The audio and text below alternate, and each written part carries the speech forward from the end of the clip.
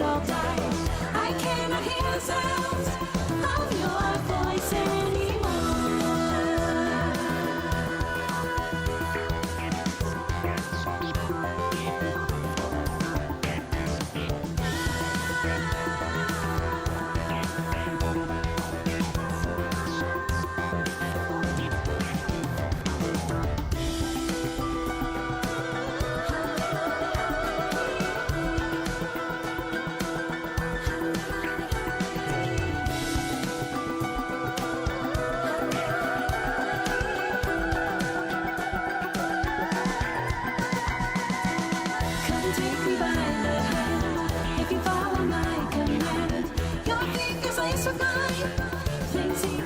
Shall find with a lots of killers crying in the forest black as night.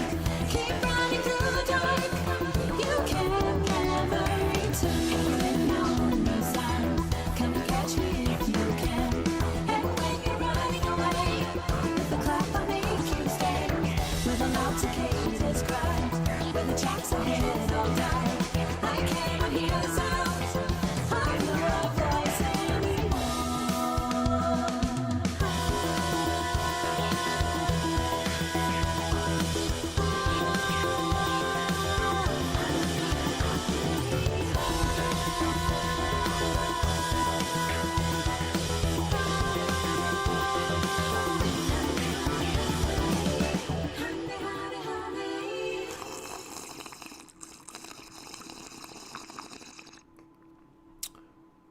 Good evening, everybody. Happy Friday. That cover of the Higurashi opening was by Carolyn Makes Music. Go check out her channel. She's very talented.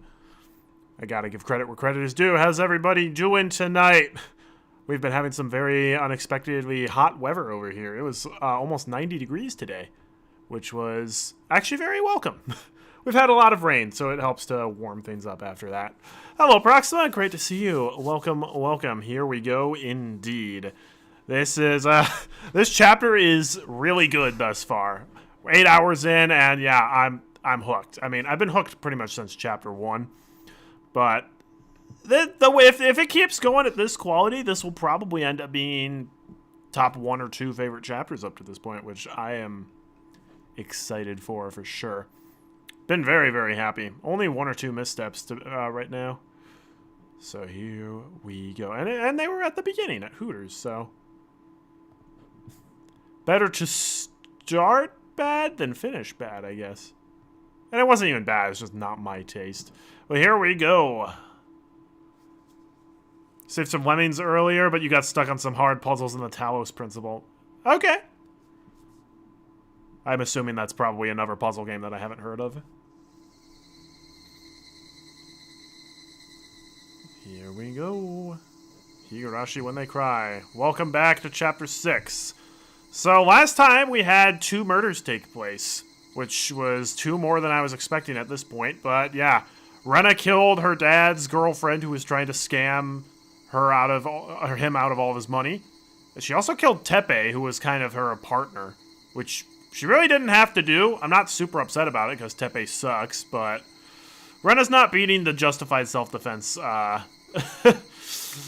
She's not making that case. She's definitely just committed premeditated murder. So now we gotta keep it a secret from everybody. But it's okay because now all of her friend group knows, and there's no way there's no way any one of them are gonna squeal. No way.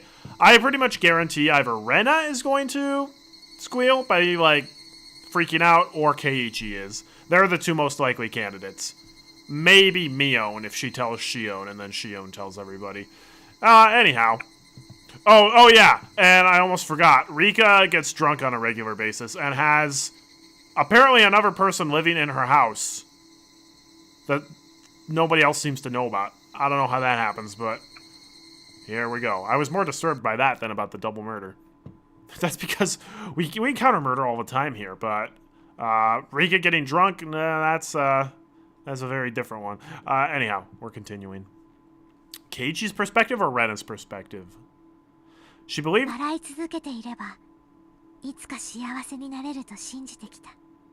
誰かのことを思えば、相手も自分を思ってくれると信じてきた。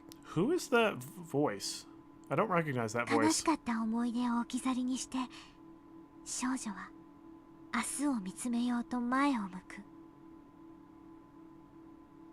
甘えず頼らず、たった一人で未来を切り開くために。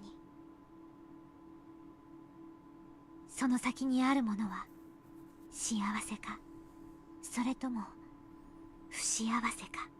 Yeah, I don't recognize that voice for any character. 罪滅ぼし。誰かを愛したかった。でも本当は誰かに愛されたかった。 Oh, we're just going straight to Watanagashi's festival. I thought we were gonna have a little more downtime before then, but guess not. Here we go, back to the festival for the 6th time, yeah. 特製のフランクフルトはいかがですか？あよ。 There's no way that entire sentence was just 2 words. でも本当は誰かに愛されたかった。 はい、いらっしゃいませ。特製のフランクフルトはいかがですか？ That was a glitch. Why did it repeat the random woman's words as well? Interesting. シロップはイチゴにメロンにブルーハワイがあるよ。 Ooh, okay. Out of those options, not Hawaiian blue. That's just Hawaiian punch. I'd probably go with strawberry. おみくじたこ焼きいかがですか？あたりにはマスタードがげっしり。 Packed with a ton of mustard. That doesn't sound like a good deal. There are a great many booths at this year's Watanagashi Festival. Anything can become a festival if there are vendors selling food and music for bond dances, I guess, or I thought. But it's still June, but it had been extremely hot the past few days, almost as if it's already summer. When you have a June festival with a bond dance music under this kind of weather, the only thing that's missing to make it a perfect summer festival is fireworks. What? Oh, that's right, the police are like, okay, there's definitely gonna be a murder and a disappearance. We gotta be on the lookout. I heard a voice coming from my portable radio. With this earphone, it looks a little bit like I'm secretly listening to the horse races while on duty. はい、おいしです。 Are we at Uisi's perspective now? 感度良好。 Oh, we haven't seen Uisi yet. It's been a while, bud. You're one of my favorite characters. 紹介の皆さんから差し入れをものすごいたくさんいただいてます。おでんに焼きそば、もつ煮込みに、あと、麦茶の差し入れも。 Pork belly stew sounds great. その麦茶、キムチに飲める麦茶、飲めない麦茶。 Wow. I didn't ask. その麦茶、缶ならもらっといてください。コップなら自体でお願いします。はい、了解です。それと、紹介役員が挨拶に来てます。 Yay. ちょっと、あと、園崎家の方からも。 Oh, I don't want Oreo to be here. Oh, same music. お寮のばあさま、やだな。大石は巡回中でいつ戻ってくるかわからないとか言ってごまかせません。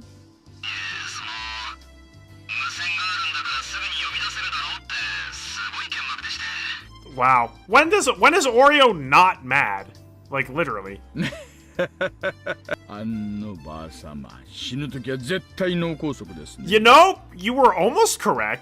It was more she got shocked to death, if you know what I mean. 了解了解。すぐに戻ると丁重にですよ。お伝えください。Oh well, I guess I'll have to go back and mingle with the locals. All of a sudden, a group of kids came running towards me from behind. I wonder who those kids could be. After a quick look at them, I noticed that they were the granddaughter of the old bag and her friends. They occupied a corner of the shooting gallery stall, making a lot of noise. Oh yeah, it's so cool! Mion Sonozaki. When acting her age, she's a cute, normal girl.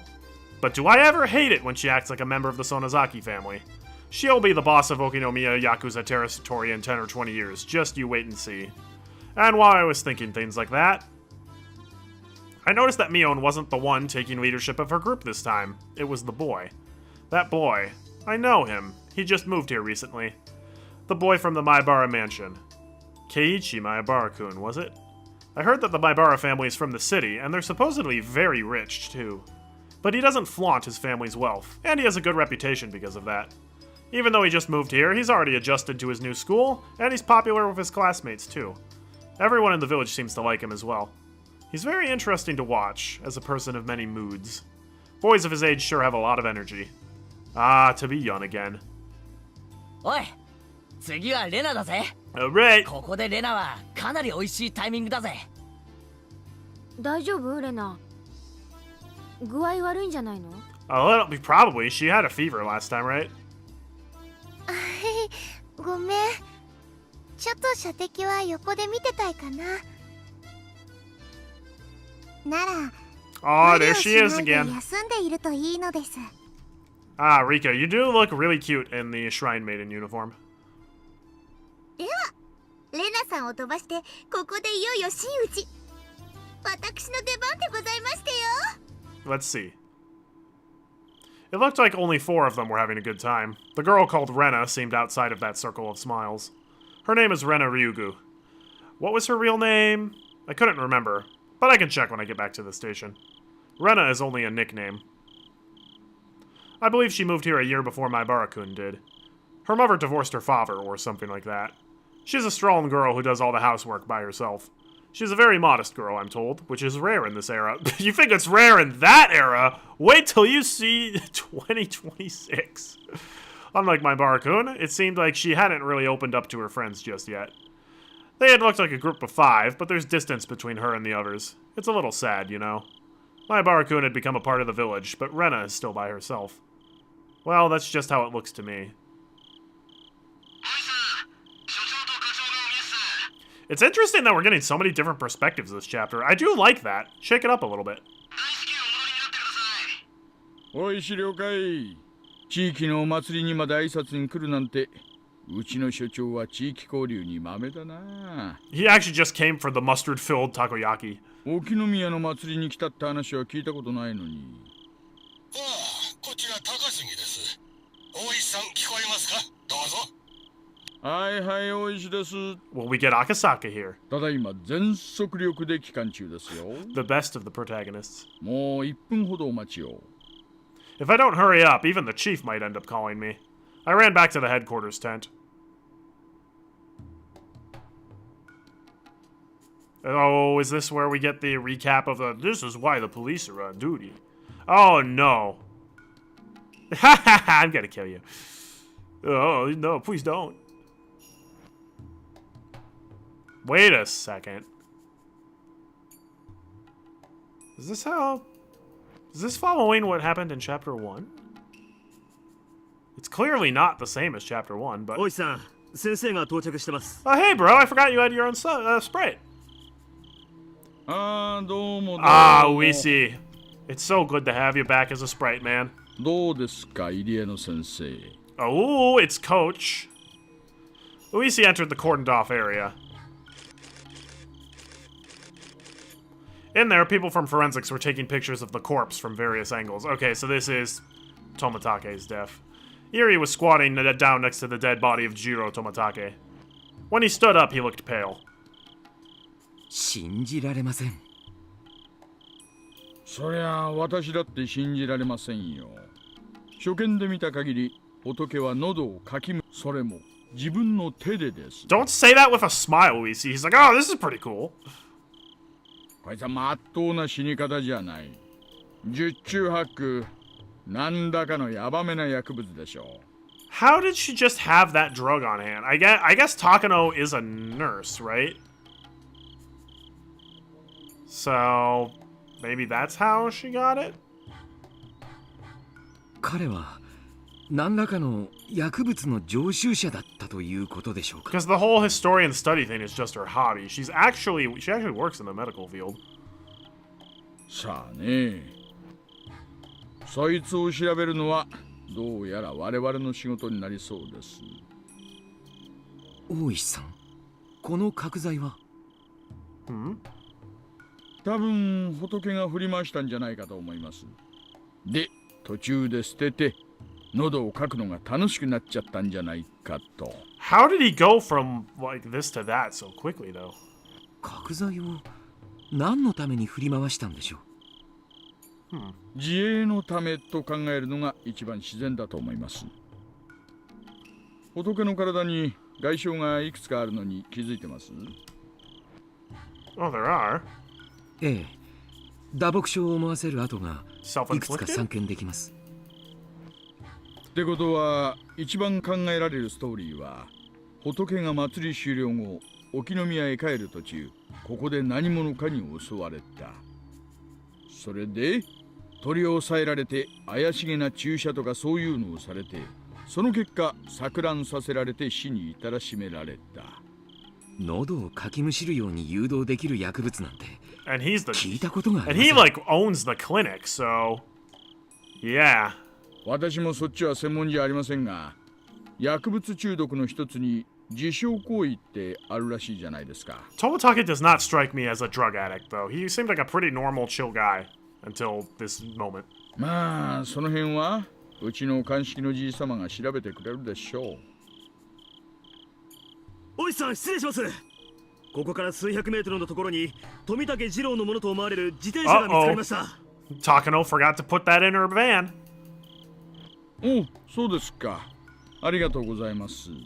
何か手がかりとかは？いえ、初見では特には。今、鑑識が言っています。じゃあつまりその自転車があった場所が襲撃場所と考えていいんでしょうね。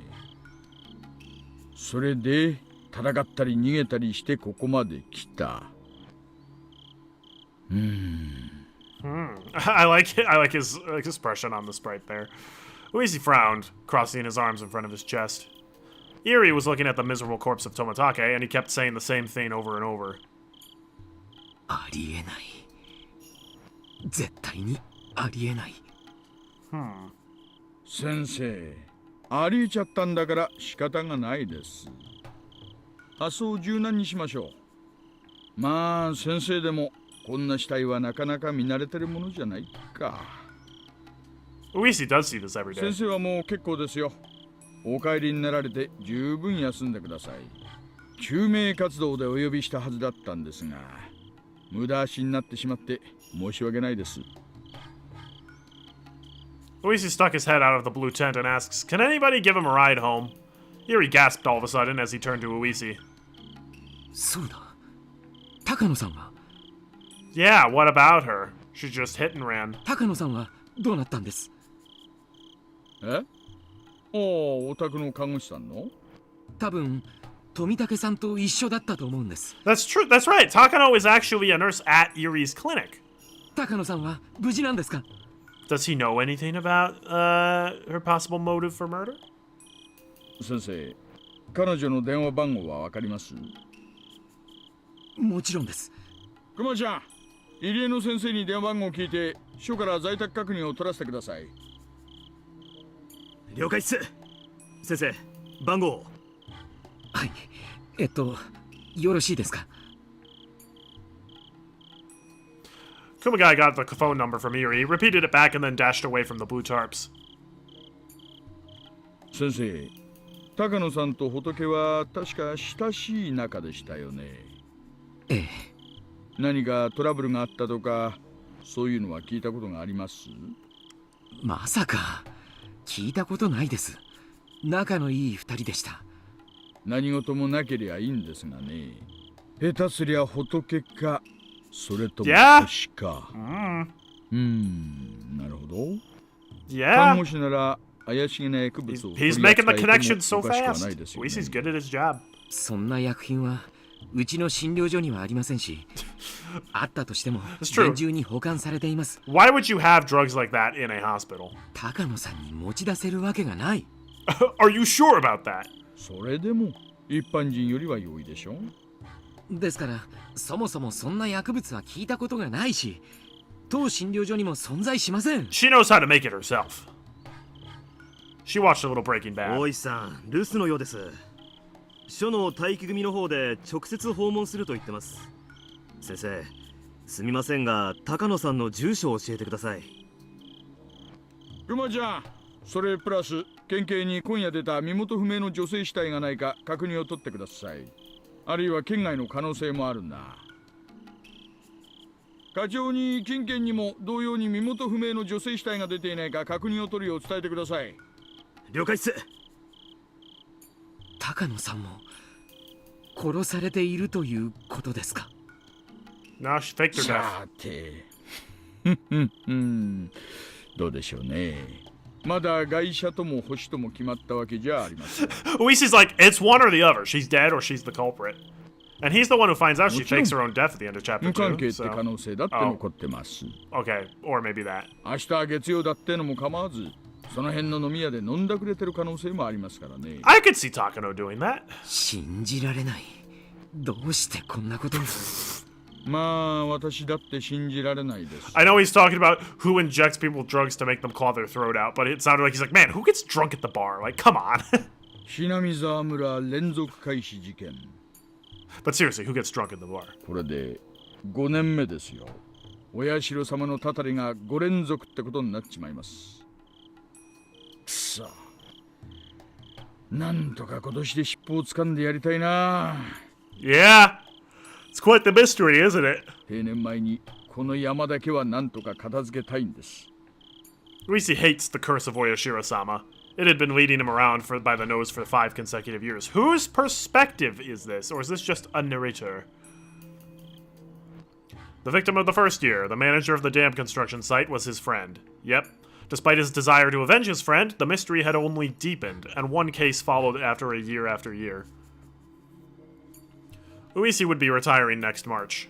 As a retiree, he'd be able to ask about the progress of the investigation, but he wouldn't be able to take the initiative anymore. In other words, this year was his last chance for revenge. Would he have to put his head in the lion's mouth to capture the culprit? Uisi quietly clenched his fist. I believe that this maze has an exit. Maze is a very convenient word. A maze always has an exit. You don't call it a maze if it doesn't have one. I know I'm on the right path towards the exit of this maze. I used to miss these minor divergences, but now I don't miss anything. I don't make any mistakes. This time I could feel a response that was different than all the other times. I'm sure I can finally get to the exit of this maze. But no matter which path I choose to come to this point, Jiro Tomatake always dies. Whose perspective is that?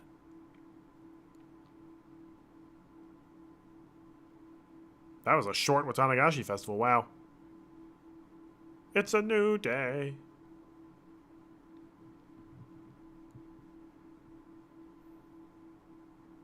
It's a new evening.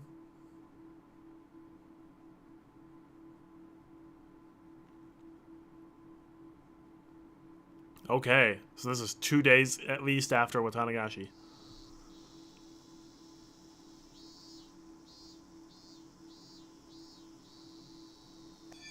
That was a lot of scene transitions, wow.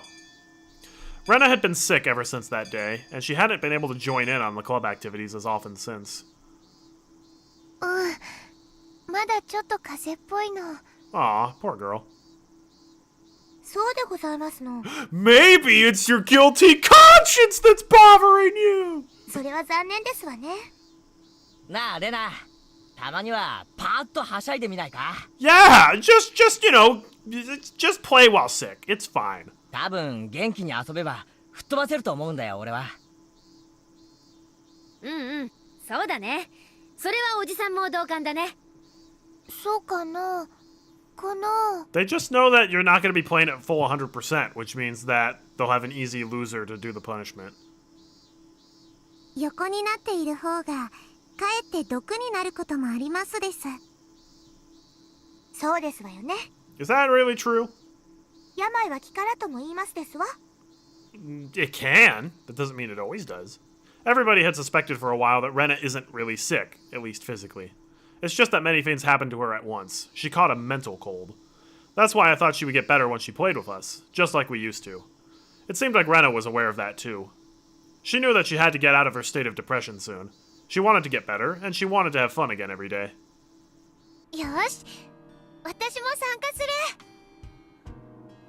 オッケー。そう来なくっちゃね。 Also, that's the first Watanagashi festival that, at least to my knowledge, none of our guys really did anything. I guess chapter 1, but... じゃあ今日はレナの病み上がりも少し加味してテーブルゲームから種目をチョイスしよう。Dominion! Dominion! 何がいいかな、何がいいかな。 Mion started rummaging for her locker, humming to herself. She took one game after another from the locker, then put them aside. The locker definitely didn't obey the laws of physics. The amount of games she took out from the locker was more than it could physically hold.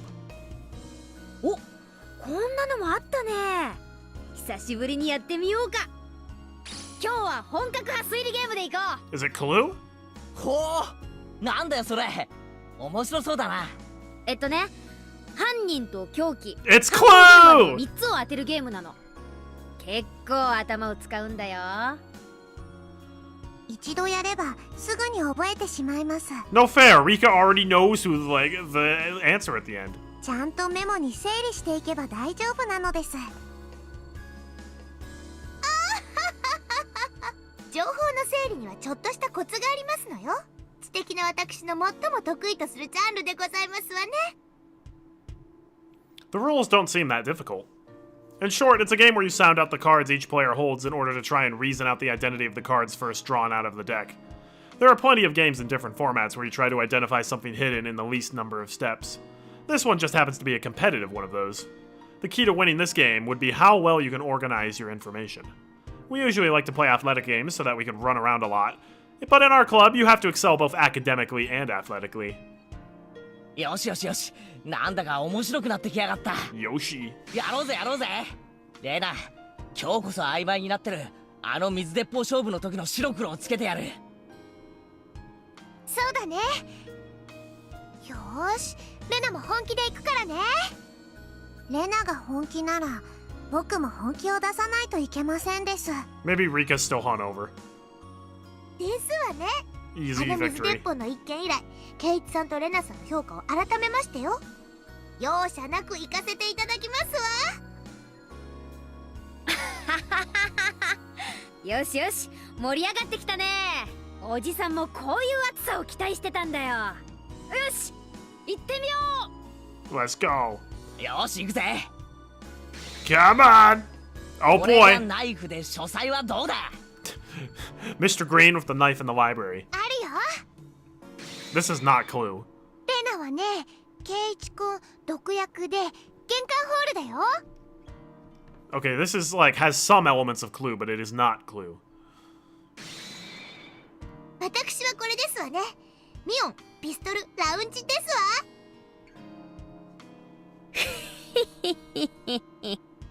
ピストルはあんたが持ってるんでしょ。下手なフェイクは意味ないよ。犯人と凶器は特定できたと思います。犯行現場が2択なのです。 Uh-oh. Yeah, Rika just knows. リカちゃんも？私は犯人が2択で特定できない。コツは相手の質問内容からも何かのヒントを得ることですのよ。それが分かれば時には相手の手札で答えが分かることもありましたよ。なるほどな。くっそ、甘く見てたか。やべえ、メモがぐちゃぐちゃで意味がわからなくなった。 Keiichi, you're gonna be a great doctor someday. メモに書き取るコツが分かればこのゲームは7割方攻略したも同然だね。 What if everybody's mastered it? 7割程度じゃおじさんには勝てないけどさ。 I kind of knew I didn't stand a chance of winning this game, but I gradually started picking it up. Rena seemed to be getting her energy back as she played along. It was the right decision to force her to play with us today. While we were in the middle of the game, Chia-sensei came into the classroom. Hey, girl. 楽しそうですね。 We are. ところで竜宮さんはいますか？ Is Uisi gonna be like, I want to talk to her because she's isolated? 竜宮さんにお客様が来ています。 Yep. Everybody looked puzzled. Parents sometimes showed up at school for some reason, but Chia-sensei never called them visitors. It's rare to have a visitor at school. なんだろう。 Is this gonna become chapter 1, but Rena is the one who talks to Uisi and starts freaking out instead of Keiichi? ちょっと行ってくるね。みんなは部活続けててね。 Rena left the classroom at a run. どうする？待ってるか？どれだけかかる用事かわからないからね。レナもああ言ってたことだし、私たちは続けようか。 He's like, yes! Now I can overtake her and win!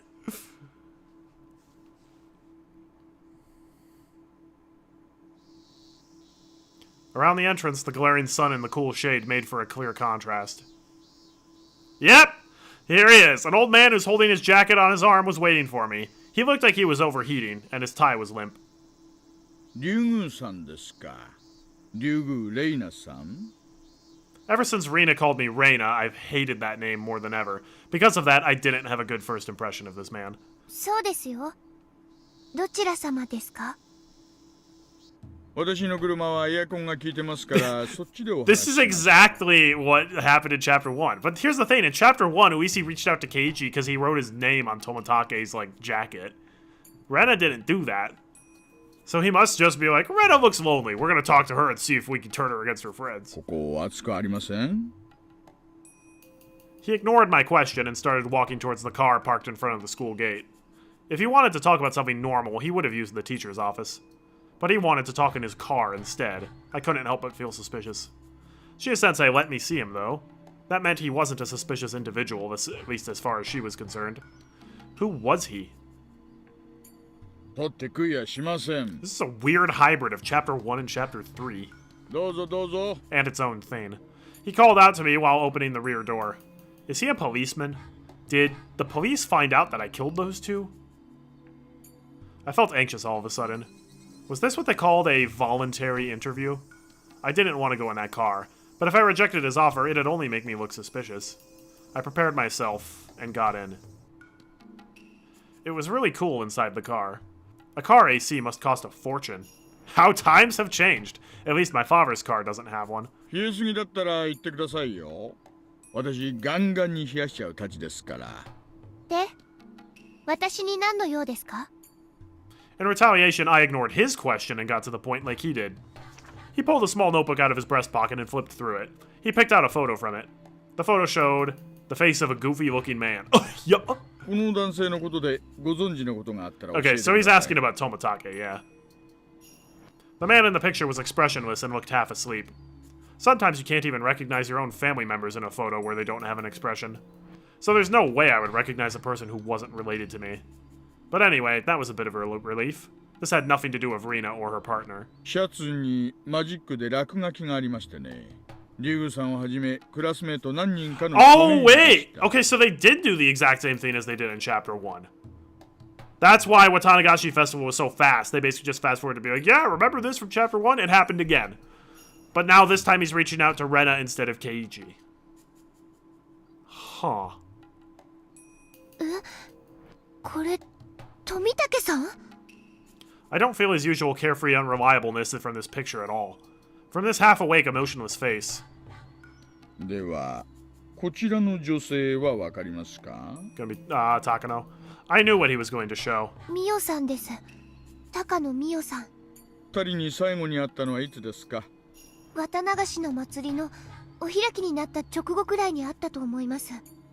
何か気になったこととかありませんか？何でも結構です。話してください。富武さんたちに何かあったんですか？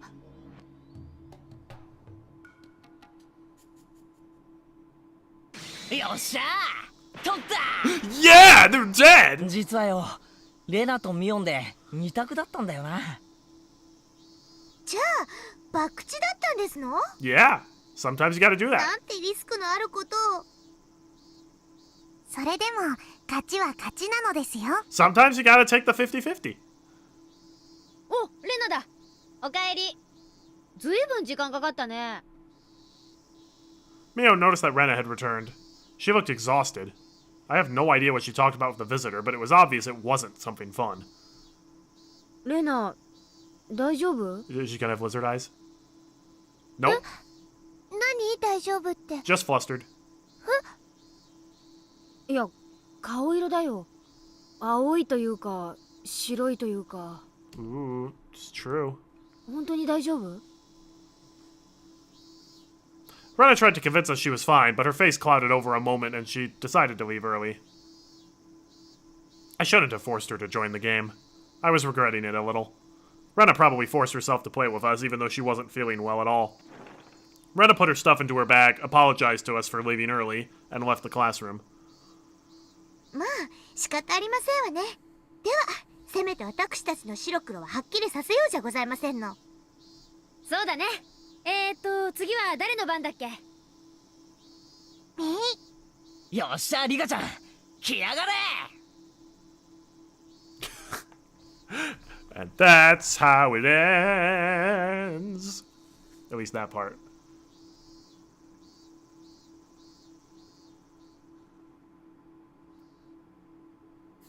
Stupid cicadas, will you shut up already? First of all, I wasn't very close to Mio-san. I knew who she was, so I greeted her whenever we happened to pass by. Oh, we haven't had this song in a while. But that was about it. I never really talked to her except for that one time. And that time was only recently. It was between the day of the Watanagashi festival and the day I was caught in the act of burying the 2 corpses by Keiichi-kun and my other friends. I had a phone call from the library that evening, and I was told that my father needed to return the book he borrowed. He was shopping at the home improvement store at the time, so I went to the library to return the book for him. We getting a flashback? While I was there, I thought about borrowing some books for myself, and I started walking around the library. I saw her there. Yep, there she is. あら、レナちゃんじゃないかしら。 OG console remake. Actually, Takano looks pretty good in the OG art style, but console's got the voice act or the lip sync. こんにちは。ミオさん、どうもこんにちは。図書館で会うなんて珍しいですね。そう？私にとってみれば、あなたが図書館にいることの方が珍しいんだけどね。She smiled in the very attractive and charming way that only mature women can do. Her smile gave no indication that she knew her death was just a few days away. Because it's not. She faked her own death. She said that she often met with Toмотake-san at the library. It seemed like she had some time to kill, so she told me she wanted to buy me a drink. Buy me a drink? I had nothing to do after that. I let her buy me a canned iced milk tea from the vending machine in the library, and we talked for a while. Once I came to think about it, it was a little ironic. She mostly talked about the series of mysterious deaths in Hinamizawa, so this is just kind of a repeat of the Shion scene from last chapter. She had no idea that she was going to be the victim of its 5th year. 連続開始事件ですか？ No, a series of unfortunate circumstances. or unfortunate events. あら、聞いたことくらいあるでしょ。4年前にはダムの現場監督、3年前には北条夫妻、2年前には古出夫妻、そして去年は聡子ちゃんのおばが犠牲になった南沢村連続開始事件よ。それがあと何日かで5年目を迎える。In a few days, it will be the 5th. Oh, I've already planned it. 一応私もそういう物騒な名前で呼ばれていることは知ってますけど。I love how there's been no investigation into the disappearance of Rina and Teppei. Either nobody's noticed they're gone, or they're just like, oh, we don't care. でも5年目も起こると決まったわけじゃ。怒るわよ。I do. I'm planning it. 絶対にね。2度あることは3度あるってことわざがあるけど、4度あることは5度あるって方がもっと確率は高いとは思わない？ I definitely would have told Luisi she said that. Mio-san was convinced that the 5th mysterious death was going to happen, but she didn't know that she was going to be the 5th victim. That's ironic, and also really creepy. But there was always something creepy about her. Yeah, it's the face. I mean, she looks nice. Actually, that's not true. She looks decent in this one, and she looks actually very friendly in the OG. But here, it's the eyebrows plus, like, the lidded eyes. Give off, like, a kind of, I know something you don't vibe. So maybe she knew that she was going to get killed in a few days, but still managed to make that mysterious smile. The series of mysterious deaths in Hinamizawa. Of course I know about it. I've lived here for more than a year. Every year on the day of the Watanagashi festival, one traitor to the village dies mysteriously. It's been that way since the dam conflict. Each case was solved individually, but mysterious incidents still happen every year. It makes me wonder if there's some kind of will to all this. The creepiness and the incomprehensibility of it all gave rise to the name The Curse of Oyashiro-sama, which fit perfectly. Despite this, I always thought the curse of Oyashiro-sama was just a series of coincidences. My reason for that is because I strongly believe that Satoshi-kun was the one who murdered his aunt on the 4th year. I mean, he probably did. I don't have any evidence, but I just know it. I know that Satoshi-kun was in a serious predicament last year and that he had nowhere to turn. He had no one to help him, but he had to save Satoko-chan as soon as he could. Satoshi-kun fought it through and made the best choice he could handle the situation, just like I did with my problem with Rina. I hesitated to inform Mio-san that Satoshi-kun was the murderer on the 4th year, so I just listened to her for a while. According to her theory, the series of mysterious deaths isn't just a set of coincidences, but is instead a series of interrelated murder cases. At that point, my theory was completely the opposite of hers, but I decided not to cut in. ひなみ沢のお社様信仰は知ってるわよね。 Takano-san started telling me that the Hinamizawa was once called Onigafuchi. She also explained the story of how the villagers were in the old days, showing me the scrapbook she was so proud of. The villagers back then were called man-eating demons, but they were also admired as transcendents, enlightened people who were not bound by earthly desires. つまりミオさんの説によるならば、連続開始事件はお社様を崇拝する狂信的団体がひなみ沢に潜んでいて、お社様の力を世に示そうとしているということなんですか？狂信的というか原理主義的というかは紙一重だけどね。明治以降村の名前がひなみ沢に変わって以来、鬼ヶ淵村が長く続けてきたさまざまな風習が途絶えている。それをよみがえらせ、再び鬼ヶ淵村の名と威風を取り戻そうと思っている人たちがいるんじゃないかしら。Mio-san's theory was more than a little crazy, but it was also fascinating. At first, her theory sounded like she was just jumping to conclusions, but after she eagerly showed me the documents she'd been studying, I started to think it wasn't actually too far from the truth. What is Takano's deal? She's just like hanging out in the library, just like, oh hey, there's a young girl here. Hey, I want to show you my scrapbook about the weird occult stuff. She's very weird. Also very creepy. If her theory was true, it would mean that the accidental deaths of the Hojo couple in the 2nd year, the suicide and the death by disease of the Furde couple in the 3rd year, and the drug addict murderer in the 4th year were all cooked up. It'd mean someone who has a lot of power and influence over the police was involved. When I pointed that out, Mio-san nodded in agreement, and she started talking about how strongly they were rooted in the village and how deeply they were involved with many public organizations. After she finished explaining all that, I finally noticed that Mio-san was suggesting that the 3 families, including the Sonozaki family, were the masterminds behind the murder incidents.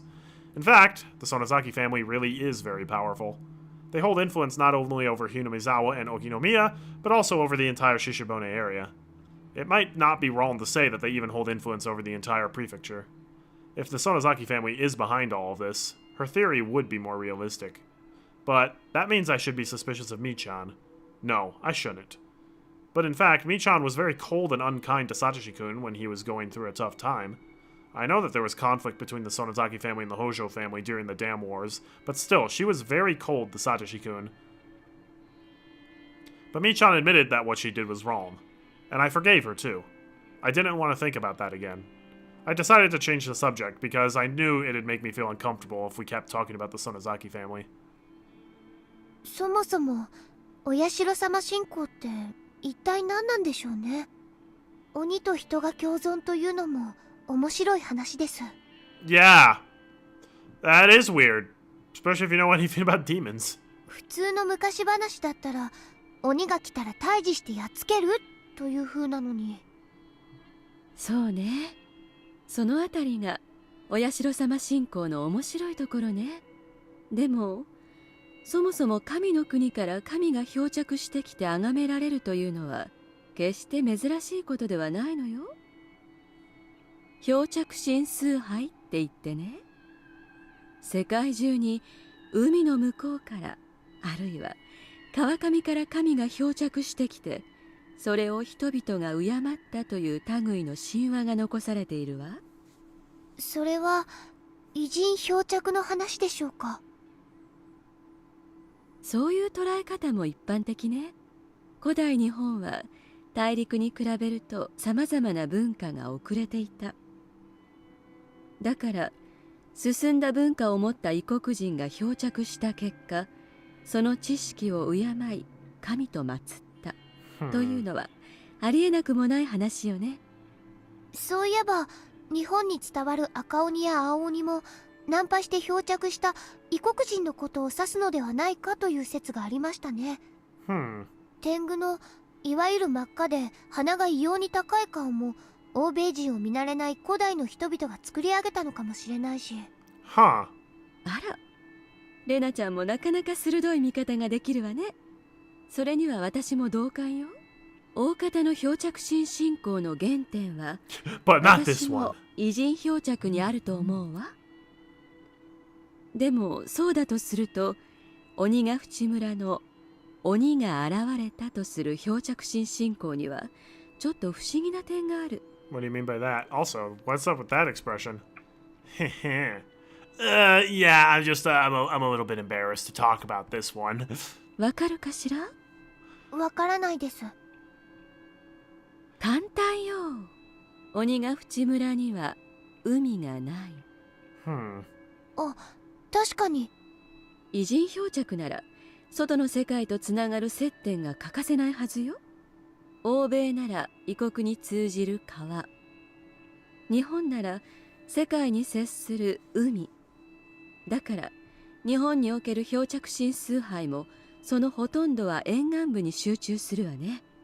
鬼ヶ淵村以外に漂着し、そこから旅をしてここまでやってきた可能性はありませんか？ところがお社様信仰の決定的なところは鬼が漂着した場所を鬼ヶ淵沼とはっきり特定している点なの。Meanwhile, I was like, what actually happened back in the days of Oyashiro-sama? Like, they're just like hanging out at the swamp, then out of nowhere, somebody once told me. Shrek actually is Oyashiro-sama. 鬼ヶ淵沼には何も流れ着かない。そんなところになぜどこから漂着したのか。実はこの辺にお社様信仰の謎を探る面白さがあるのよ。お社様の伝説はどの程度知ってるか。Why is this giving me vibes of, have you ever heard of the tragedy of Darth Plagueis the Wise? 学校に置いてある絵本で読んだ程度です。I feel like I know a lot about it, but I actually don't. I just have an extreme fear of the rule to not leave Hinamizawa. After all, my life went wrong after I left. I felt dizzy when I tried to think about it further, so I stopped. What's the Eversol here? Oh. When everything went wrong in Ibaraki, I met Oyashiro-sama, and he told me to go back to Hinamizawa. No. I'll get dizzy. Don't try to remember. Don't try to remember! I can't remember. I got desperate because I felt responsible for the divorce. I just used Oyashiro-sama as an excuse for my mental instability, and I told my father I wanted to go back to Hinamizawa, right? But wait, Oyashiro-sama did come to me. Oh no, the colors are too dazzling. I can only remember the vivid color of the pills and the dizziness. This is weird. それだけ知ってれば十分よ。鬼ヶ淵より鬼が湧き出し、村人を襲った。それを見かねたお社様が降臨して、鬼たちを平服させたわ。鬼たちは地獄を追放され、行き場がないことを嘆き。Hold on, but Oyashiro-sama is supposed to be a demon himself. So why would he exile the other demons to hell? That doesn't make sense from a, demonic lore standpoint. それで村人たちは鬼たちを気の毒に思って Bad move on the villagers' parts. 決めた。 You don't do that. そしてお社様は村人たちの心に感銘を受け、鬼たちに人の姿を与え、村に共存させたという。 This is actually true. This is unbelievably messed up. その血は次第に交わり、村人たちに溶け込んでいった。そうです。そういう話だったと思います。I felt dizzy, like I was going to faint, because I touched the one memory I didn't want to. 神話の多くは古代の何らかの事実を原型にしていると言われることが多いんだけど、レナちゃんはこの神話から何を読み取れるかしら？ Because I was still feeling dizzy, all I could do was tilt my head quizzically. It seemed like Mio-san was expecting that response, because she smiled, looking satisfied that she successfully made me confused. She took a scrapbook out of her paper bag. これレナちゃんに貸してあげるわ。ありがとうございます。でも私、いいのよ。暇な夜長にでも思い Isn't 出 this して your あげ life's てくれれ work? ば I won't be around much longer. レナちゃんは鋭いところがあるみたいだから、それを読んだ上で今度じっくり議論を Why 交 are you わした interested わ in ね。 what Rena has to think about this? And why were you interested in what Shion had to think about that? I guess Shion makes more sense because she's a Sonozaki, but... 私も肯定的であれ敵対的であれ議論の相手がいなくて寂しいのよ。二郎さん、こういうのにはさっぱり興味のない人だし。She's just really, really autistic when it comes to this. I had little choice but to take the scrapbook. Apparently, Mio-san came to the library often, so I figured I could return it to her whenever I came to return my books. However, the day I'd returned the scrapbook to Mio-san never came. どうしたの？さっきからうつろね。体調悪いの？あ、ちょっと夏風邪気味ね。まだ病み上がりなんです。Don't you mean a summer warm? It wasn't the summer cold that was making me feel dizzy. I always get dizzy when I try to remember the last time I met Oyashiro-sama in Ibaraki. That's a red flag. Big time. I mustered all of my courage and I asked her. My memory of those days in Ibaraki is blurry. I know I met Oyashiro-sama. Nobody believed me, and they told me it was a hallucination. But I thought Mio-san would listen to me. ミオさん、 Ooh. 今度は私の話を聞いてもらってもいいですか？いいわよ。聞いてもらったお返しに今度は私が聞くわ。いえ、お社様の話なんです。笑われないかとても不安です。笑わないわよ。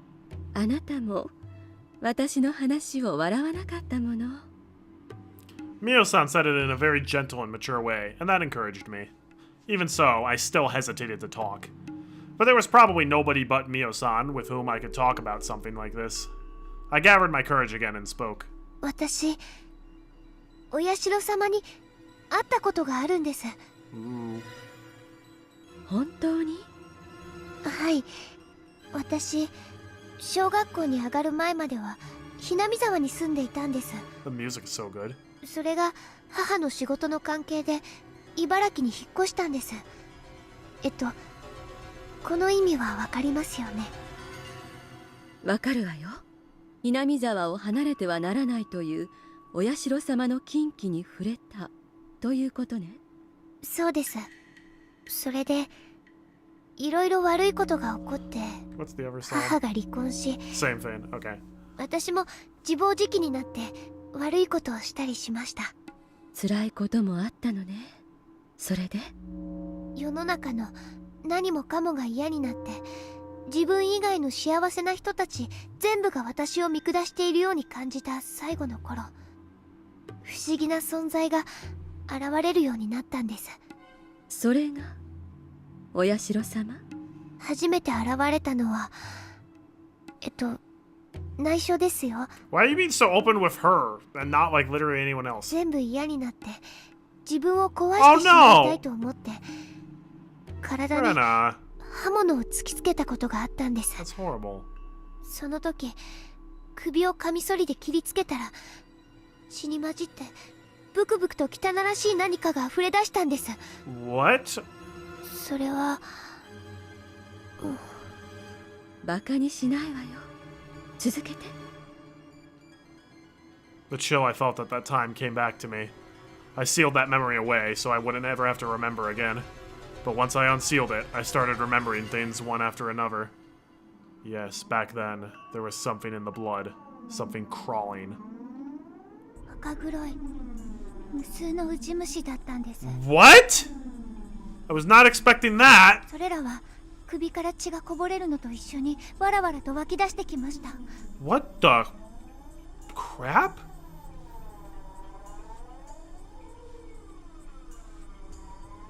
What?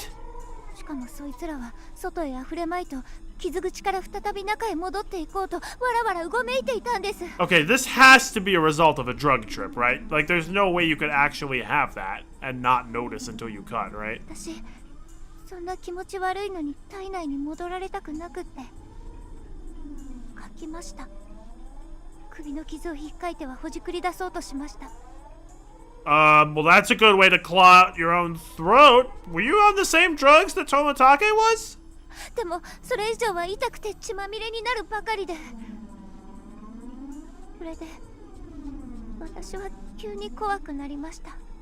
It is gross. 私の体の中には血管いっぱいにあの気持ち悪いウジ虫がぎっしり詰まっているんじゃないかって。それで私は試しにももの血管を開いてみました。そしたら溢れてきたんです。トバッと笑われて。 Okay, yeah, I'm chalking this up to a bad drug trip that Rena was on, maybe for a medication or whatever she was on. This is probably also why she was prescribed other medication. What the heck? By the way, welcome to the stream, Filmoa. I understand Ryuga-san, so please calm down. She's yelling this for the whole library to hear, by the way. そのウジ虫たちは血と一緒にドバッと溢れ出すけど、すぐに元の血管の中に戻ろうとする。それがとてもかゆいんです。 Please bring a doctor. No, don't claw at it like that. Bring me a sedative. Hurry! Hold her down. 私の血管の中のウジ虫をやっつけて、血を全部抜いてきれいにして。私の血管にはウジ虫がいっぱい詰まってるの。 Yikes. どうして信じないの？ Because it's literally not possible. 見せてあげるから。見れば信じるでしょ。注射は嫌。Oh, this is hard to read. 落ち着いて。 Yeah. Oof. Takano's like, alright. Well, now she's a nurse, so she's like, Why does she look like, oh, you gotta do. This is the only one where she actually looks like she's actually trying to calm her down. Mio-san sat down next to me and held my hands tightly. Her touch brought me back to reality. それでどうしたの？そんな誰も私のことを信じてくれないときに、お社様が。 The memory was very vague, and I saw flickering lights. It made it difficult for me to remember. I met Oyashiro-sama. That sentence is all I remembered. The memory of actually meeting Oyashiro-sama was unbelievably vague.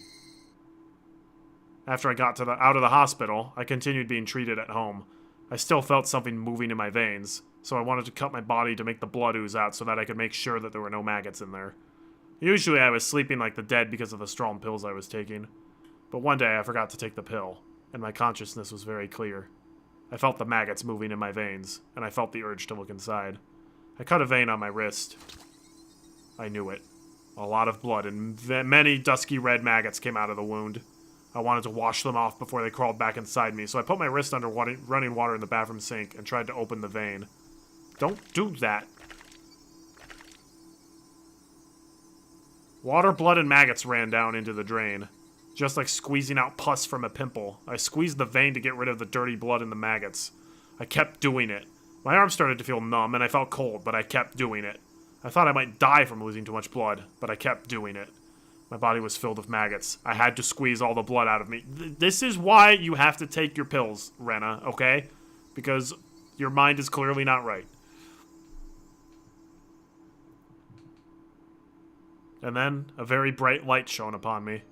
It was a very bizarre sensation. I had never experienced anything like it in my life. You probably passed out. All of a sudden, the dark bathroom was filled with a bright light. It was a very bright but gentle. It wasn't like the light from the merciless fluorescent bulb. It was very warm and gentle. That was Oyashiro-sama. Oyashiro-sama was looking at me with gentleness and sadness in his eyes. As he touched my wound, the maggots started melting and disappeared in front of my eyes. That wasn't all. All of the maggots that were moving throughout all my veins disappeared too. Oyashiro-sama taught me. These maggots were the curse. People of the demon's blood can't live outside of Hinamizawa. It's the rule. Unfortunately, you've been cursed. It's very sad, and I feel sorry for you. There is only one way to save you. That's what he said. What should I do? The answer was very simple.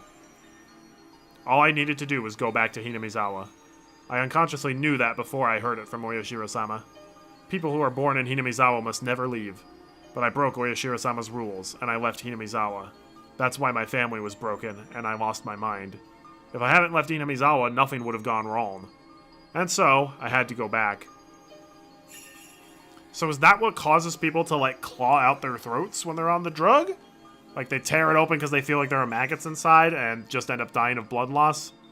That seems to track with what we know. But Jiro is not, Toмотake is not from Hinamizawa, so it's clearly not a demon blood thing. It's gotta be a drug thing. Oyashiro-sama also told me this. He could make the maggots, the embodiment of the curse, disappear. But only temporarily, because I lived far from Hinamizawa. After a while, the power of Oyashiro-sama would fade away, and the curse would start eating my body again. If that happened, the maggots would take over my body, and I would go insane and die. I must go back to Hinamizawa, before his power to hold down the curse faded away. That's what Oyashiro-sama told me. He did. I heard him tell me that. I should have gone back to Hinamizawa earlier. That's why Oyashiro-sama came to me and put this curse on me. But he gave me a chance. He gave me a chance to pay for my sin of leaving Hinamizawa. Dad, listen, Oyashiro-sama is going to help us. Let's go back to Hinamizawa. Hinamizawa is the place where we must live. If we don't, not only me, but you might be cursed too. Let's go back to Hinamizawa. That's the only place where we can live. We need to hurry. We need to hurry, or Oyashiro-sama's power will fade away, and my body will be eaten by the maggots. Oh no, Oyashiro-sama's following me. He's telling me to hurry. He follows me everywhere and keeps telling me to hurry. He keeps apologizing to me for putting this curse on me. He follows me everywhere and keeps apologizing.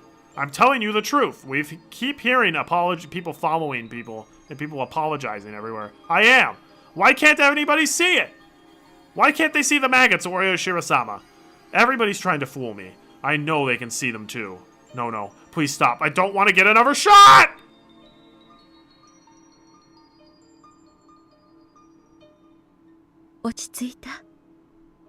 I was breathing hard and Mio-san was holding my shoulders.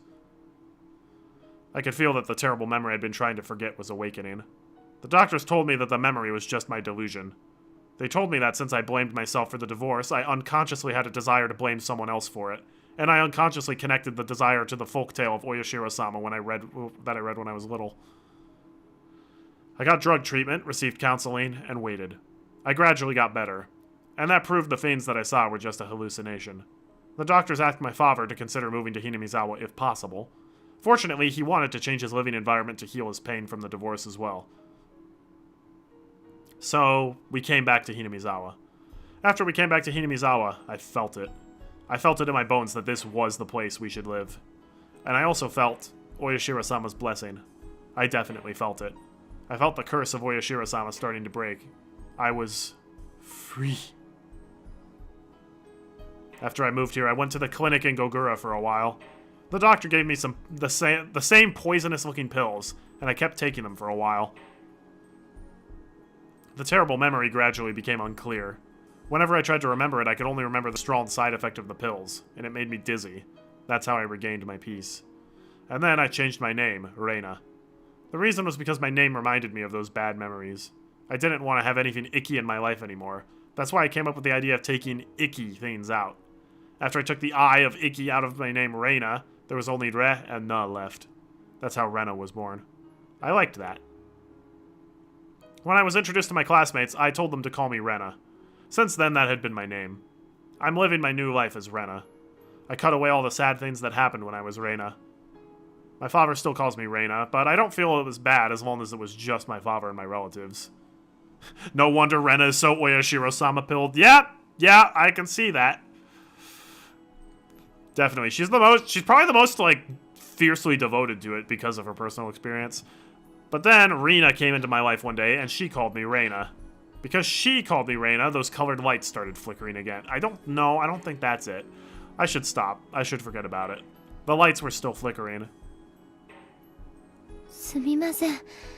私、だいぶ取り乱してました。小声で何かつぶやいてたわね。落ち着いたならよかったわ。Judging by Mio-san's reaction, I wasn't panicking as badly as I thought I was. But I've probably had those panicked hallucinations several times. If I started screaming and yelling like I once did, they'd take me away to a hospital again for sure. 私は、あの異常な中で、確かにお社様に会ったんです。もちろん。信じられませんよね。Also, it's good that we didn't get to see this, but could you imagine the pure nightmare fuel that her dad felt when he went into her room, heard her screaming, and saw that she just had like a bloody wound on her neck and was like literally slicing herself open and trying to wash like the blood out? That's probably like a top 2 scariest moments of his life right there. Mio-san smiled, looking a little confused. I couldn't blame her. I didn't expect her to believe it. I'm sure it was just a strange memory I created for myself in my hallucinations. I can't believe I can't trust myself. That's the worst feeling of all. レナちゃん、まず一つ安心してほしいの。はい。レナちゃんが怖がっているタタリ、つまり血の中にいたという。それはお社様が言うには、ひなみ沢にいる限りは大丈夫なんでしょう？ Don't encourage this! ええ、そう言ってました。なら怯えることはないじゃない。安心して。あなたは今ひなみ沢にいる。まあこの図書館は沖宮だけど、このくらいの距離ならお社様も許してくれるわね。Considering how sensitive she is and how all it took was Rina calling her Reina for the fuzzy feeling to come back, safe to say the girl hasn't fully healed from her trauma. Yep. Yep, that's for sure. Brenna's got a lot of issues to work out, that's for sure. 血管の内側に何かがうごめいているなんて感じ。それは、はい。だから安心して。あなたは今お社様の戒律をちゃんと守ってる。だから何も恐れなくていいの。だってそうでしょね。はい。はい。I didn't know until then that she was such a warm-hearted person. I met many doctors and talked to them about this, but they always ignored me and didn't really listen. All they did was give me a shot of the drug I hated. On the other hand, Mio-san didn't deny my story or the existence of Oyashiro-sama, but that's because she's kind of a cultist. The people of the village whispered behind her back that she's a little crazy. But she was actually a very kind person. I thought. Yeah, but she ended up killing her boyfriend, so... レナちゃん、私は今の話全部信じるわ。ありがとうございます。そう言ってくれた人は初めてかもです。それは私も同じよ。私の話をバカにしないでちゃんと聞いてくれた人はあなたが初めて。私たちいい友達になれそうね。You said that about Shion too, though. Mio-san smiled, touching my head with hers. なら私の秘蔵のファイル Secret files! も貸してあげるわね。Oh boy. 本当に本当の門外不出。私以外の誰にも見せる気がなかったんだけど、レナちゃんには特別に読ませてあげてもいい気がするわ。あなたならバカにしないでちゃんと読んでくれそうな気がするし。She took a few scrapbooks out of her paper bag and handed them to me. ぜひ読んで感想を聞かせてね。あるいはひょっとすると、レナちゃんにしかわからないことなのかもしれない。Mio-san was acting mysteriously. She smiled mischievously and put her index fingers on her lips as a sign to keep it a secret. あと、このスクラップ帳と私がそういう研究しているのは内緒。It's a secret to everybody. 内緒ですか？はい、わかり。だってこんな研究をしているのが連中に知られて。Uh-oh, guys. I think Takano was looking into the Epstein files. She laughed after she said that. They might erase her. That's what she said. And she went missing. She left me her scrapbooks. But that's not all there is to it.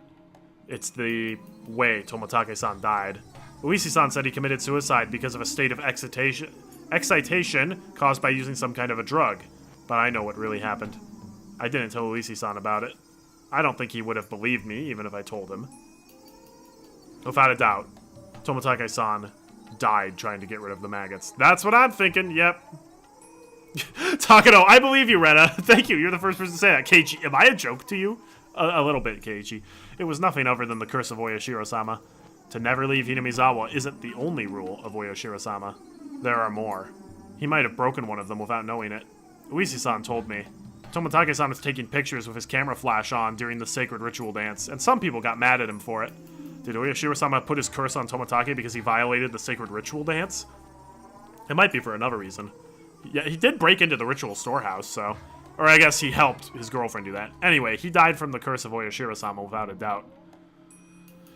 Did that mean Oyashiro-sama put his curse on Mio-san too? Well, that's weird because Keiichi also clawed his throat out at the end of chapter 1. So, but he's not from here, so this is very weird. Again, still convinced it's drug-related. Investigating the gods is the same as getting close to the gods. It's disrespecting them. But Mio-san told me that they might get rid of her if they found out about her investigation. If by they, she meant humans. Plus, according to her theory, the three families are in a conspiracy to revive the faith of Oyashiro-sama. But I can tell by the way Tomitake-san died that it was the act of the curse. I'm certain about that because I experienced the curse myself. And at first glance, that seemed incompatible with the conspiracy theories about human beings. I remember that Uisi-san told me something about some kind of drug that can make a person commit suicide. So do the three families have a secret drug that can cause the curse of Oyashiro-sama? That's impossible. Plus, I didn't get any shots of a suspicious drug like that. I had a normal life in Ibaraki. I wasn't involved in the Sonozaki family or the Kimiyoshi family. Uisi-san asked me a favor. He asked me to tell him secretly if I saw or heard anything suspicious. It could be about Mi-chan, Rika-chan, or anybody in the village. Yeah, he literally is just using her as his, like, informant, like he did with Keiichi in Chapter 1. Mio-san believed my story about Oyashiro-sama. Now she's gone. Tomitake-san died by doing the same thing I did. Oh no, no, no, no, no, no, no. I don't want to get involved with the curse of Oyashiro-sama. Is this a conspiracy of a group of fanatical cult members? Or is it the curse of Oyashiro-sama? Is everything just a set of coincidences? Or maybe it's a mixture of conspiracy and the curse. I don't know. Is it the work of humans, the curse, or a coincidence? Oh no. Even if the light of the sunset was making me feel dizzy. When did the sunlight in Hinamizawa get so mean? Mio-san told me to keep her investigation secret. I have her top secret scrapbooks. They might hold the truth about everything. When I realized that, I got scared all of a sudden. I might end up the same way as Mio-san, because I have her scrapbooks. If it's a conspiracy, I'll be erased. If it's the curse, I'll be cursed. I should burn the scrapbooks. That's the safest thing to do. But Mio-san believed my story.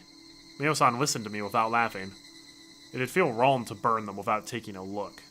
If it's a conspiracy, I have to expose it. If it's the curse, I have to break it. I shouldn't run away. I should fight. That's right. I decided to fight to seize my happiness. I shouldn't give in to misfortunes. I have to fight. I'm going to get rid of all the things that are trying to ruin my peaceful life. I'm going to read her scrapbooks when I get home. I started walking faster. Ooh. Alright. Alright. Let's go, Rena.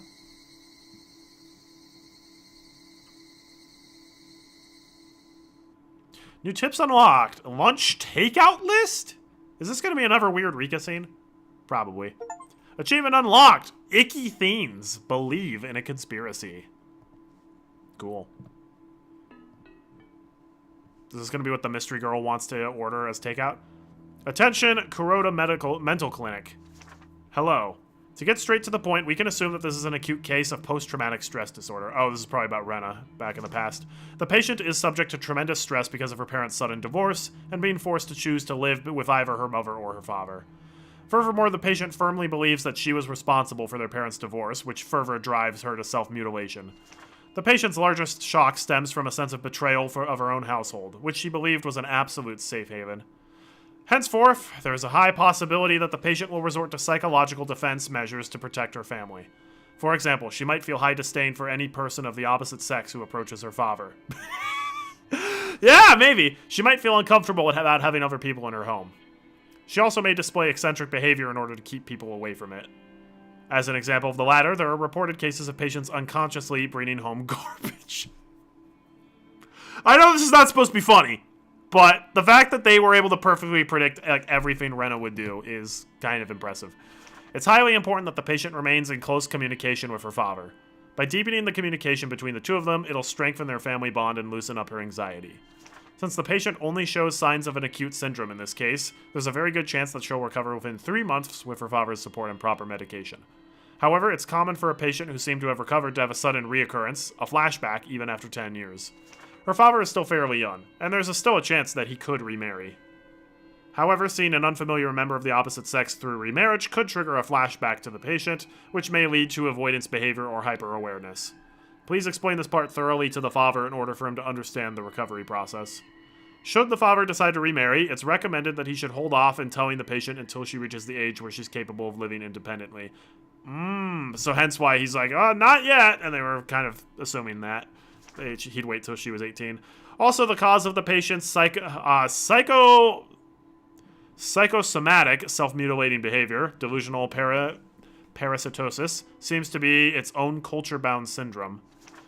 The patient blindly believes that leaving her home village will cause a curse, and that this curse was the cause of her parents' divorce.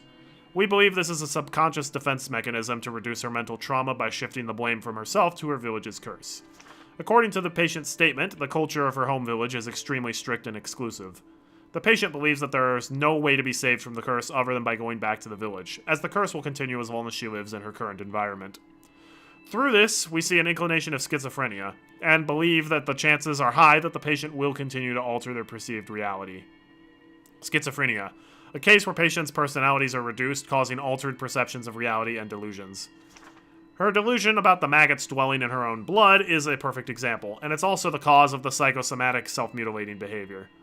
When a delusion involves psychosomatic self-mutilating behavior, it's extremely dangerous. I highly recommend for the father to move back to the village if he's financially capable.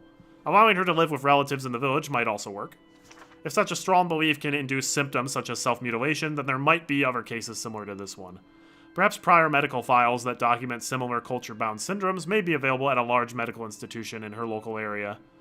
It'll then be possible to provide better and more accurate mental care for the patient by obtaining these case files. The B5 size letter was a bunch of memos. The following was on the backside of the letter. 1. Chukudon. 3. Shanghai-style Gomuko Yakisoba. 1 large fried rice. Look, just because they accidentally wrote their lunch takeout list on the back, that had nothing to do with the lunch takeout list. That was an interesting note, though. I'm gonna trust the doctors. They completely perfectly predicted all of Rena's future behaviors, so I'm gonna trust that they, most of this is caused by schizophrenia. Or just hard drugs. Probably drugs, because Toмотake and then later Keiichi. But if that, here's the thing, though. If it's caused by drugs, okay, yeah, it makes sense for Toмотake, because his girlfriend, who's a nurse, could have somehow gotten that drug and injected it in him and immediately clawed his throat out. But then that doesn't explain why Keiichi did it at the end of Chapter 1. Because, yes, Rena and Mion were going to inject him with the drugs. Also still weird that they had them. But they didn't because he, got a home run on their heads before they could. But if that's the case, how did he get the drugs in him that made him claw out his throat?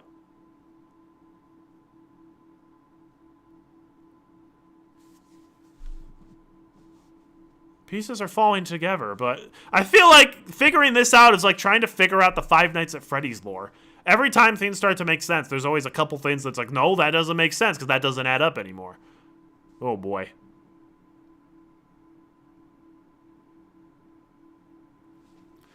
Oh, here we go. About homing ability and homesickness. If you interpret homing ability in a broad sense, you can say that most animals have homing ability. It's the same with humans. We like to sleep, rest, and eat at a place where we feel comfortable, namely our homes. Your home is to you what nests are to animals. Therefore, we can say that humans have a homing ability as well. First of all, why do animals need nests? The answer is the same as for humans. Sleeping, resting, and eating are the essential actions for survival. At the same time, those actions leave one defenseless as well. That's why you need a safe area where you can be defenseless. Everybody knows that not having this safe area results in a high level of stress. When you move an animal to a new environment, it naturally becomes stressed. When you force a person to live in a foreign land where they aren't comfortable, they become greatly stressed as well. Everybody also knows that this kind of stress is called homesickness. The Japanese don't know much about homesickness. We defined it as a mental weakness, and we neglected to treat it for a long period of time. However, homesickness has a very long history. In Europe's Middle Ages, people believed that it wasn't a mental, but rather a physical disease. People also believed that out of everyone, the Swiss got the disease the most. The Swiss, you see, were known to be an ethnic group that worked away from the home in that era. They lived far away from their homes. There were no telephones at that time, so they couldn't even hear their families' voices for ages and ages. It's easy to imagine that the young Swiss workers got homesick while working in a strange land. These Swiss who got homesick wanted to go home. But they couldn't because of their jobs. The conflict made them weak physically and mentally. Some of them went crazy and tried to escape from their reality by committing suicide or running away. The Swiss at the time were very superstitious, and many folk remedies and occult-like treatments to prevent homesickness went around. Since going home was the only treatment, they must have called it a fatal disease. But it isn't really one, of course. Specifically, homesickness is a sign of that human homing instinct. Your brain desires to go back to your safe area, namely your home. At first, your brain makes you remember the happy memories of your home, and it urges you to go home in a natural way. But when reason stops you from achieving your desire, your brain starts sending unnatural signals to your body. As a result, your body gets weak, and that makes it more difficult for you to live in a strange land. In the end, you have to bend reason in order to achieve your desire to go home. Oh, no, it's the same song again. So homesickness is born from our homing instincts. And the stronger one's homing instinct is, the stronger the homesickness. The strength of that homing instinct varies from individual to individual, and depends on the environment in which the individuals live. When your home is safe and the environment you live in is dangerous, your homing instinct grows stronger. On the other hand, when the environment you live in is safer than your homing instinct becomes very weak. Safety isn't the only element that affects its strength. Cultural aspects affect it too. The many customs demanding families to return home for major events varies with each region, so your birthplace's culture also alters the strength of your homing instinct. Amongst those regions, the transcendents of Onigafuchi village were believed to have an excessively strong homing instinct. The people of Onigafuchi forbade their fellows from ever leaving. Many believe this was the effect of the elitism and the sense of purity I already mentioned before. Mental health condition? Nah, you're just weak and crazy. Well, I mean, yes and no. There are advantages and disadvantages to the different generations. People today still strongly believe that Oyashiro-sama puts his curse on you if you break his rule and abandon the village. This superstition can be interpreted as homesickness. If homesickness is directly proportional to one's homing instinct, then the exaggerated expression curse would signify the strength of that homesickness and also add their homing instinct. I can assume that they hated the outside world and created an insular society precisely because of their powerful homing ability. Unfortunately, there's no way to measure the strength of the homing ability of the primitive people of Onigafuchi. It was so strongly forbidden to leave the village that nobody left long enough to get homesick. However, after the Meiji era, things changed. The sacredness of Onigafuchi dwindled with the efforts of modernization. Many young people started longing for city life, and some people were forced to leave the village to get a job. As a result, villagers started venturing outside the village borders. That was when the transcendents of Onigafuchi realized how strong their homing ability was for the first time. The residents of Hinamizawa got extremely homesick. After a while, people started calling this homesickness the curse of Oyashiro-sama. It became rumored that a person who left the village to get a job in a strange land was cursed, and then he went crazy and died, and people who had left the village started coming back to either it or the nearby town. Their homesickness and their homing ability were very strong because of their culture. It's reasonable to think that these were cultivated by the unique religion in Hinamizawa, namely the cult of Oyashiro-sama. From the moment they were born, they were taught the rules of Oyashiro-sama. They must have felt guilty about leaving the village unconsciously. As a result, they considered their homesickness to be the curse of Oyashiro-sama. I'm not sure if their homesickness got stronger because of the rules of Oyashiro-sama, or if they made the rules of Oyashiro-sama because their homesickness got stronger. I don't know which came first. Depressed? You think you know depression? I have to hold down 3 jobs to the... Yeah, okay. Well, but again, I also think there's a lot of people who, like, self-diagnose these days. A lot of people are like, I have I have anxiety. It's like, or you're just stressed because you're going through a rough time in life. I think it goes both ways. I got tired of reading such small print and lay down on the floor on my back. The true identity of the curse of Oyashiro-sama is homesickness? Mio-san believed my story, then she let me read the scrapbooks. That's why I expected to find something interesting. But what it's saying is that the answer to it all is homesickness, which many doctors told me so many times at counseling. I'm a little upset. The word homesickness can't explain the extraordinary experience I had. I saw Oyashiro-sama come down to me in a bright light in the bathroom. I saw the dusky red, nasty maggots that come out of my blood vessels. This scrapbook doesn't explain any of that. Schizophrenia does. I don't understand how Mio-san was going to explain the cloud of maggots. Maybe she didn't have any explanation of that to begin with. Was it just a delusion? I flipped through one of the other scrapbooks Mio-san let me borrow. Let's see, I'm looking for an explanation of the maggots I saw. Then, I found it. It had the exact title I was looking for. About Maggots and the Curse of Oyashiro-sama. In the Meiji era, a group of villagers were on their way back to Hinamizawa and they started discussing a rumor about a weird disease.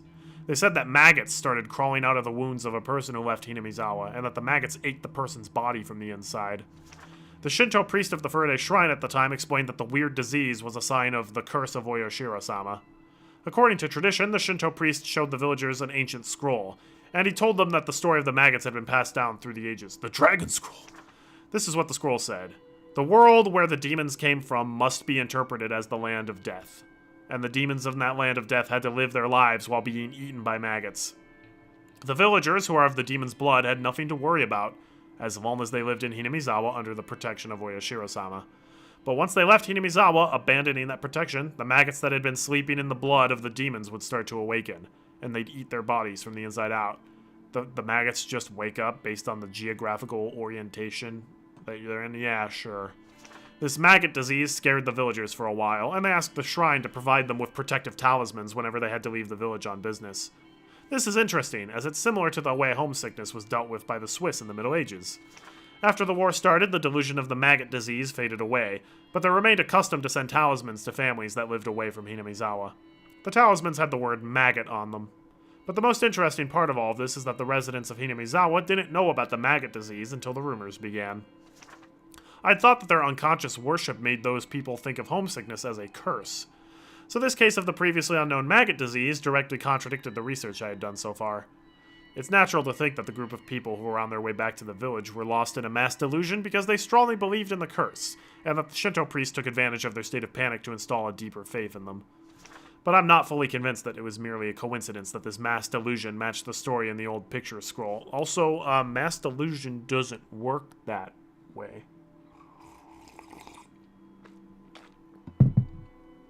I wonder if it's possible to see maggots in a wound without having prerequisite knowledge when a person is cursed by Oyashiro-sama. I wish Oyashiro-sama would put this curse on somebody I could study. Wow! I'd love to see those maggots coming out of someone. She is messed up. I felt as if Mio-san was here and making that request of me. I remember. When she gave me the scrapbooks, she said that I might be the only one who could understand them. It felt good just for a moment, because I found out that the maggots weren't a delusion. Well, no, they still could be, but at the same time, it destroyed my excuse that it was a delusion. The maggots weren't a delusion. They were there. All of a sudden, my wrists, elbows, inner thighs, and neck started itching. Okay, that makes sense, because you're unconsciously thinking that there might be maggots in you, and your mind will do that and, like, hallucinate itching. That's a thing that will happen. I felt the urge to cut open a blood vessel, but I quietly held it down. I remember that Mio-san looked very serious when I talked about the maggots. She must have thought it was creepy. But so did I. When I was crying because nobody believed me, a part of me didn't want to believe that my body was filled with those creepy things. It's very interesting to see how an old era would interpret what we now know as schizophrenia. That's true. The weird thing to me, though, is that people seem to hallucinate the same thing, which is not really how hallucinations work, unless you're tapping into, like, the demonic realm or something. I think part of me wanted to believe that it was a delusion, but now I know it wasn't. It wasn't a delusion. There are some people who had the same experience.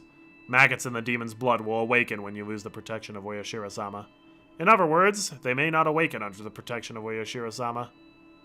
But all the villagers still have the maggots in them without knowing it. People of the demon's blood are people who have the creepy maggots in their bodies. I tried not to jump to conclusions and flip the pages again. I unconsciously looked for something related to maggots. Man, guys, my neck's really itching right now. About parasites and control of the host. The maggot disease made me think about something. Is it possible to say the extremely strong homesickness of Hinamizawa was an infectious disease caused by some kind of parasite? I'm not trying to connect the maggots they saw with parasites. I'm trying to think about the possibility that their culture, their religion, might be associated with an infectious disease. Many infectious diseases are caused unintentionally by parasites. A parasite's host is literally its home. It wants to live within the host's body for as long as it can.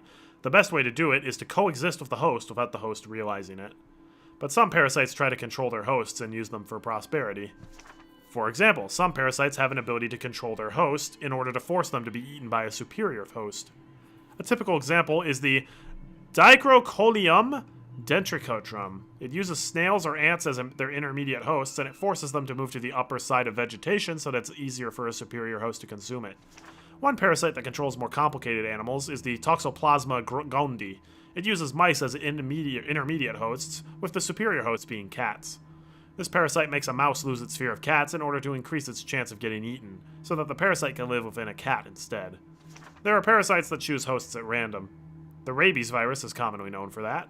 It lives and breeds in the brain of a host, and it moves into the host's saliva through its salivary glands. It makes the host extremely aggressive, in order to make it bite things randomly, so that in turn it can move into other hosts through the saliva. Rabies is one of the most disturbing diseases in the world. That's what rabies does. Many parasites have a similar ability to control hosts to their benefit. The examples I used above are about parasites that move into other hosts to prosper, but I think there must be some kind of parasite that controls its hosts in order to have a comfortable environment in which to live. I want to try to connect this theory to the abnormal homing ability and homesickness of the Onikofuchi residents. You have no idea if any of these are real disorders, but it sure does a good job to make me believe they must be. Some of these are. So rabies obviously is. I know about the parasite that makes like ants go to the top of grass to get eaten by like birds or something. That is real. I've never heard the one about the mouse and the cat before, but that definitely sounds real. Let's say there's some kind of parasite that exists in Hinamizawa, and it lives within all of the villagers' bodies. For the parasite, Hinamizawa is the most comfortable environment to live in. So it gives the host a strong homing ability in order to make them stay in Hinamizawa. Furthermore, it causes the hosts to get homesick whenever they ignore this homing ability and try to leave. Parasites need hosts in which to live. It's convenient for them if their hosts build a community in the environment where it feels comfortable. This theory makes it easier for me to explain the mysteries I described earlier. The Transcendents of Onikofuchi knew about the existence of this parasite. They knew that, as hosts to the parasites, they couldn't live outside of the village. That's why they created a culture and rules that prohibited contact with the outside world. It also explains why people acted so abnormally during the dam conflict. So, the demons that came out of the swamp in the Legend of Oyashiro-sama can be interpreted as the mass spread of the parasite. The story about the demons attacking the villagers must be a metaphor for the behavior of the infected villagers who are controlled by the parasite. This theory is too crazy. I should have just laughed about it. But I felt bad for Mio-san, so I decided not to. Hinamizawa is controlled by a parasite? You could use that theory to explain how the maggots came out of me. I felt a little bit dizzy. I was so confused, and a part of me thought it was ridiculous, and another part of me thought it was more convincing than any curse. But Mio-san was probably erased because she wrote these scrapbooks. If so, the contents of these scrapbooks must be something that they can't ignore. They try to get all of her scrapbooks and consign them to oblivion. What if they noticed some of her scrapbooks are missing? I felt a chill running through my spine. I have to keep it a secret that I have these scrapbooks. And I'll have to try to understand more about their contents. I remember Mio-san told me that the three families are behind this series of mysterious deaths, and that they're trying to resurrect the cult of Oyashiro-sama. According to the theory I just read, the parasite must be trying to maintain the current environment of Hinamizawa. The healthiest environment, for it is a completely closed village, just like the primitive Onikofuchi. It must be very comfortable for the parasite if no hosts go outside the village. They don't even like that the villagers often leave the village to go shopping. That means the parasite would try to goad the hosts into resurrecting the cult of Oyashiro-sama. I remember there was an article in the scrapbook saying that the demon's blood runs thickest in the three families. That would mean that they have a larger amount of the parasite in them than the other villagers, and that they're under its control. The three families seem to be planning to bring the village back into the Onikofuchi era. Reviving the Watanagashi festival after the dam conflict can be interpreted as their desire to revive the faith that had started to fade away in the Meiji era. Hey, congrats, Proxima! Another chapter in your writing project done? That's a good milestone. Very well done. The three families, especially the Sonozaki family, have a great influence over the region and the public organizations. What's going on here? I thought this to be a poorly written theory, but the pieces fit together, one after another. I had never played a jigsaw puzzle as crazy as this. I felt my brain swirling due to this absurd theory. A part of me thought it was ridiculous, and another part of me thought I might be about to expose an unbelievable truth. When I tried to look into the center of it, it felt as if I was going to fall into the whirlpool and drown. Like I said, man, how does Higurashi write this well? Like, to make this mystery be so interesting and have so many different possible, like, outcomes or interpretations. Like, it's crazy. We're in chapter 6, and there's still more, like, theories that are brought up. It's insane. Like, how did he come up with this? There must be some truth to this. It caused misfortune and made my life miserable after I moved to Ibaraki. I might be able to find the truth, including the cause of my parents' divorce and my desperate behavior. Right then, I heard a knock on the door all of a sudden, scaring me. I hid the scrapbooks under a cushion. レイナ、電話が来てるぞ。電話？こんな時間に？誰だろう？本屋さんからだぞ。本の取り寄せとか頼んだのか？沖宮書房の大石さんって人からだ。Oh, boy.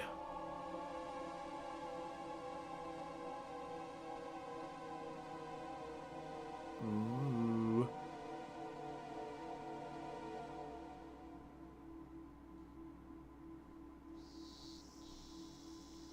Wow, we don't get to see the phone call, so now we're back to Keiichi. I opened the windows, but all they let in was the heat and the cries of the cicadas. 味いな。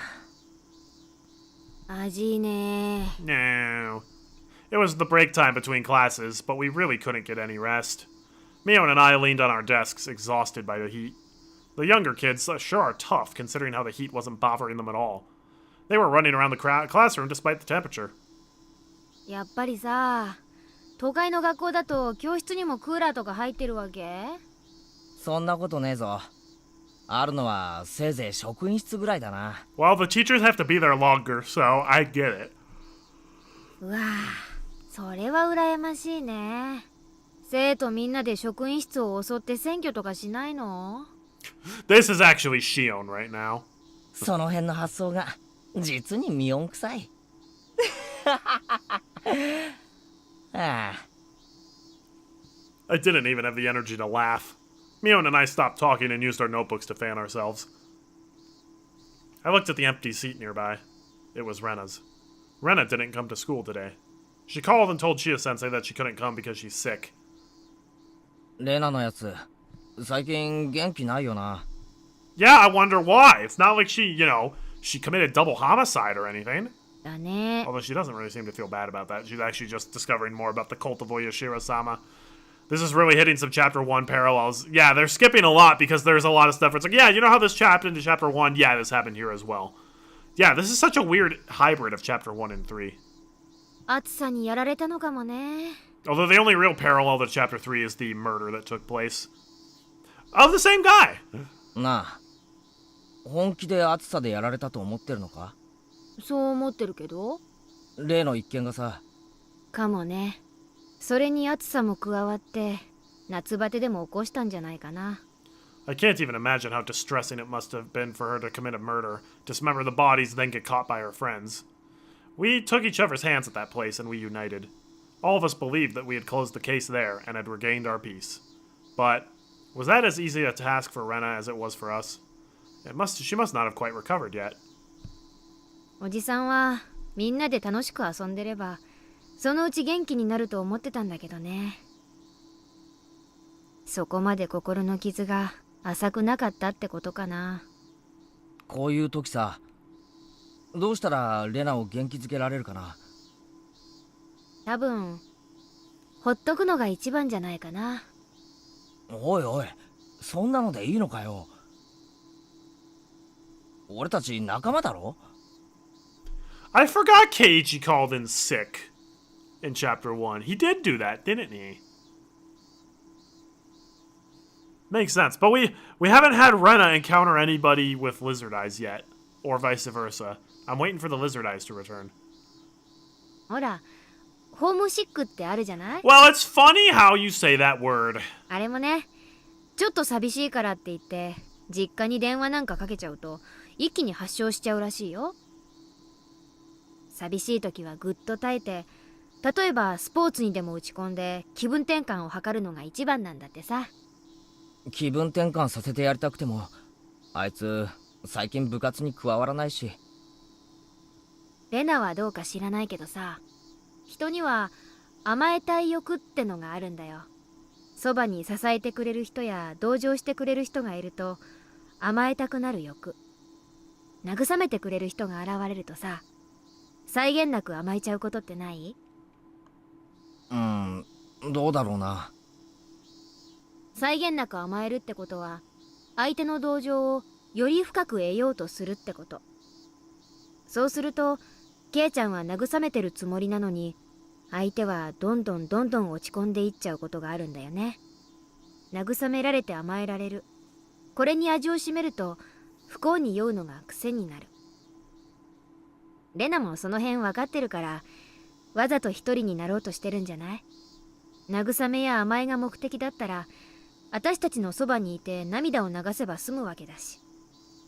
じゃあ落ち込んでるレナをどう励ませばいいんだよ。 You're very astute, Mion. 女の心情としては辛さを励ましてくれるより忘れさせてくれる方が嬉しいね。慰めるな、励ますな。なんだよ、お手上げじゃないかよ。 Just be loud. 慰めるな励ますなは心理カウンセラーの鉄則だって知ってる？結局心の傷ってのは True. 自分で治すようにできてる。 You can't help someone who doesn't want help. 周りの人が治したとしてもそれは本当の完治じゃない。だからレナが自分で元気になるのを私たちは見守るしかないんだよ。理屈じゃ理解できるが、なんだか薄情な気がして好きになれねえな。 I clasped my hands behind the back of my head, looking at the ceiling. Mion laughed. それだけレナのことを心配してくれるケイちゃんが身近にいるならレナは大丈夫だよ。立ち直れるよ。近くにいるだけでか？うさんくさいな。圭一にだってできることがありますですよ。 Oh, I'll listen to you, Rika. You know everything. Rika-chan spoke up. I wonder how long she'd been listening to our conversation. 俺にもできることがあるのか？レナが話したいと思った時や打ち明けたいと思った時に静かに聞いてあげることなのです。聞くだけでいいのか？ Good 励まさなく advice. ていいのかよ。ケイちゃん、打ち明けるだけで心が軽くなるもんだよ。静かに耳を傾けるのが何よりも嬉しい時ってある。Oftentimes, いいの言う通りなのですよ。 oftentimes the best thing you can do when somebody is like suffering or grieving is to just, yeah, be there with them, not say anything, and just be there with them. レナが話したいと思った時、いつでも話しかけられる場所にいてあげるのもきっと仲間として大切なことなのだと思いますです。 Sorry, Rika, I blacked out the screen before you finished because you took a long pause in between your sentences, and I don't speak Japanese. Mion and Rika-chan were absolutely right. I was going to pat Rena on her shoulder and tell her to cheer up when I saw her next, but now I know that would have been one-sided on my part. Have you tried not being unhappy? Rena doesn't want to feel down herself. She wants to cheer up if at all possible. If I cheered her up irresponsibly, she'd be very disappointed, and because she'd think that I didn't understand her pain. そうだな。俺ちょっと人の心ってやつを理解しようとしてなかったな。レナを励ましたいのは俺の欲求であってレナの求めることじゃない。ありがとな二人とも。俺ひょっとすると今日まで何か勘違いをしてたかもしれないぜ。 On that day, I thought I cheered her up, but I started to doubt if I had reached her heart. I might have just been dragging her someplace where I wanted her to go. I wasn't on her side in the real sense of the term. All of a sudden, Rika-chan patted my head. That's pretty close there, Rika. Yay! Oh, she's not that close in the OG art style. 圭一は一番のレナの味方ですよ。それは疑わなくて大丈夫なのです。俺また考え事を口に出しちまったのか。 Everyone's like, oh yeah, they got the hots for each other this time. レナの心には届いてるよ。ケイちゃんはあの日とても強い力をレナに与えたんだからさ。いやー、でもさ、よくよく思い出すと Yeah, more than a little 恥ずかしい bit. こと言ってたよね。 Yeah, it was pretty corny. We heard footsteps from the hallway, and everybody started to head back to their desks. お待たせしました。 Going back to remake. Hi, remade teacher is the hottest. Take your seats, everyone. それでは委員長、ご起立。 Keiji progress? He's realizing he didn't even try to understand other people's feelings. Oh my gosh. He's great. We didn't have a club meeting that day because Rena wasn't around. That worked out for me because I had an errand to run. It wasn't a big errand. My mom wanted me to use her point card to get some detergent. I didn't see the point of going all the way to the store just to get detergent, but my mom told me to go because she's busy helping my dad with his work. I started walking towards the shopping center. I noticed someone was watching me, hiding behind a distant tree. I wonder who would do such a mischievous thing. I stared at them to find out who it was, at which point they emerged. おレナじゃねえか。 Are you feeling better now? I was about to say that, but I swallowed the words. Somehow Rena looked very serious. どうしたんだ Rena put her index finger to her lips, told me to be quiet, and looked around carefully, then beckoned me for me to come over. I had no idea what was going on, but I followed her instructions, shut my mouth, and ran to her. Rena gestured for me to squat down to hide in the shadow of the bush. I didn't know why I had to do that, but I could ask her the question later. I just followed her orders for now. Rena looked like she was making sure no one was following her. If it was Mion, she'd do something like this just to fool me, as a joke. But I know Rena doesn't do things like this for fun. I had no idea what kind of situation I had got myself into, but I could feel how tense it was, and I made myself as small as I could. もういいよ。ごめんね。 The tone of her voice made me relax a little. どうしたってんだよ、一体。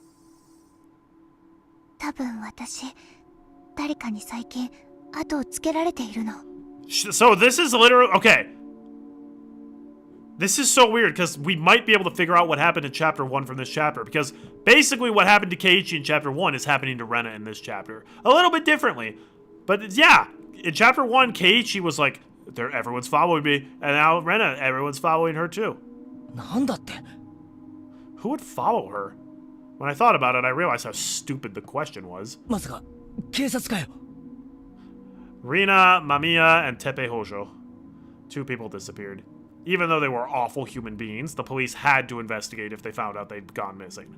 It probably wouldn't be difficult to find out that Rina had often been to Rena's house, but it should be okay. As long as they don't find those bags, it should be okay. 警察なのか警察じゃないのかわからないけれど、綿流しの夜以降、誰かにずっと見られている気がするの。Okay, what is it that happens at Watanagashi that makes people, like, paranoid and be like, someone's following me? Because also Shion had, like, the, oh my gosh, Satoshi's behind me, because, like, she was hearing the extra set of footsteps. Keiichi was also hearing the extra set of footsteps at the end of Chapter 3 when he was in the loony bin. Right before he died. What the crap is going on? どういうことだよ。 Once I asked that question, Rena stared directly at me with a blank expression. Her eyes looked as though they were evaluating me. She stared at me as if she was assessing whether I was worth talking to about something very important. Rena squeezed her own wrist tightly, and then she started talking in a whisper. 話してもいいけど、誰にも内緒にできる。 Oh yeah, Keiichi will never blab. Absolutely not. あ、もちろんだぜ。レナがそうしろってんなら、誰にも喋らない。圭一君なら信用できるよ。 But Rena's actually trusting in us, which is interesting. She smiled and looked around one more time. 連中はひょっとすると、ミオさんのスクラップ帳を探しているのかもしれないの。ミオさんで、ああ、看護師の Oh yeah, 高 she 野さ was んのことか。 weird. あと、スクラップ帳って何のことだ？秘密の捜査になっているって言ってたから、多分圭一君は知らないよね。 Is this what we're gonna learn about what the phone call last night was about? 高野美代さん、殺されたんだって。え？ Keiichi, shut up. Don't say so loud. いつ？ She told me to be quiet again. I lowered my voice and let her continue. 綿流しの夜、私たちは美代さんと、あと富武さんに会ったよね。あの直後に2人が襲われたんだって。富武さんは Yo, お he's 社 cut 様 as のたた always. りにあって喉をかきむしって死んだ。美代さんは岐阜の山中で焼き殺されていたと言ってたの。 Well, at least how did she get a body double? Because we learned at the end of Chapter 2 that she faked her own death. By the way, kind of a weird reveal to include in the Chapter 2 ending. I feel like that was one that they probably should have saved for later. But, like, she faked her own death, so she got a fake corpse. How did they not know that the corpse wasn't her? Don't they do, like an autopsy and a forensic test that will prove if it matches or not? Maybe it was just burned beyond comprehension, and they're just like, yeah, well, it is a female, so it's probably her. And then they're like, oh, wait, it actually wasn't. それ本当かよ。そんなの誰も知らないぞ。それは警察が伏せて捜査をしてるからなの。 Then how do you know? ひなみ沢村連続開始事件は今年で5年目になっちゃうでしょ。だから変に騒がれたくないんで I love how they... 事件を公にしていないんだ。 Well, okay, it makes sense because they found Tomatake's body, and then because of that, that led to them investigating Takano and finding her body. It is interesting how they, like, immediately found Takano and Tomatake's bodies, but then they still are just like, Rina? Tepe? Who are they? Even though they died way earlier. なるほど。秘密捜査なのは分かったが、レナはそんな話どこで聞いたんだよ。内緒だよ。私実は大石っていう沖宮署の刑事さんと連絡を取り合っているの。 What would Chapter 1 have gone like if Keiichi was just up front like, oh yeah, yeah, that guy's the police officer. He just wanted to ask me questions about Tomatake's like body. That probably would have changed some stuff. その人に教えて Or もら maybe った。 not. どうして大石って人 Because が in that timeline, his friends were involved in the conspiracy, apparently. I don't understand Chapter 1 at all, man. さあ、ちょっとそこはわからない。彼が言うには私なら信用できそうだからって言うんだけどね。 I was dumbfounded to hear all of this. But I knew she wasn't lying. If it was Mion, she'd be sticking her tongue out by now. But Rena wouldn't make a joke out of something like this. ミオさんが殺された理由は多分彼女の研究のせいだと思うの。 I was gonna ask how they knew about her research, but she was literally talking about it to everyone in the library, so it wouldn't be hard. ミオさんがこの村の歴史とか民族学とかそういうのを熱心に調べてたってのは知っている？なんとなくは聞いたことある。 Takano-san was interested in the occult and in mysterious things. I remember Mion once told me that she was studying the village's legends of man-eating demons out of curiosity. 彼女は多分その研究の中でこの村に関するある重要な秘密を知ってしまったの。あるいは彼女はそんなにも確信には踏み入ってなかったのかもしれないけど。ちょっと待て。この村の秘密ってなんだよ。私はミオさんのスクラップ帳をほんの数冊借りて読んだだけ。でも彼女が特に大事にしていた秘蔵の数冊だからかなり重要なことが記してあったと思う。だから多分ミオさんが至ろうとしていたことに8割方ぐらいは近づいていると思うの。でもあまりに突拍子もなくて私にはまだ信じられない。ミオさんの想像が正しいかどうか検証してる段階なの。で、何なんだ一体。秘密を知ると殺されるっていうこの村の秘密ってのは。 I gasped the moment those words left my mouth. If Rena told me, I might get killed too. 圭一君にはまだ全部話したくない。確証が持てたら話すね。だってそれくらいに途方もないとんでもない話だから。確証ってなんだよ。例えば予備知識のない内訳については私自らがその存在を検証できているけど他にもたくさん未検証の What ことがある maggot の。 disease? それらを埋めていかないと私ですら You just said that out loud. I can't tell you about the maggot disease, but maggots? I was totally lost now, and I wanted to ask her some questions, but I decided not to cut in. It was so hot outside. But Rena held her arms as if she was cold. レナ、俺はいつだってお前の味方なんだからな。 It's interesting, so far only chapter 1 had Takano being demoned away, but in every other chapter afterwards she's found burnt up. That's true. I don't think I ever made that connection, but you're right. Because that was the whole thing about chapter 1, where it was all about her being demoned away and like Keiichi freaking out that he's going to be demoned away next. Huh. 俺だけは信用してくれて構わない。 Thanks for adding another mystery for me to figure out. Man, chapter 1, man. They just... I can't figure out how that lines up at all. ありがとう。その一言がすごい嬉しい。 From her expression alone, I could tell she really meant it. I could also tell she was involved in something very big, and that she felt lonely because she couldn't tell anybody else about it. I had to be on her side while she was going through a difficult time. 私とね、今日ここで出会ったことは内緒にした方がいいと思う Don't の。 worry, when Keiichi has to keep a secret, nothing bad ever happens. 私と接触があったことが知られたら、圭一君にも危害が及ぶかもしれないから。わかった。俺に何か協力できることはないのかよ。今はない。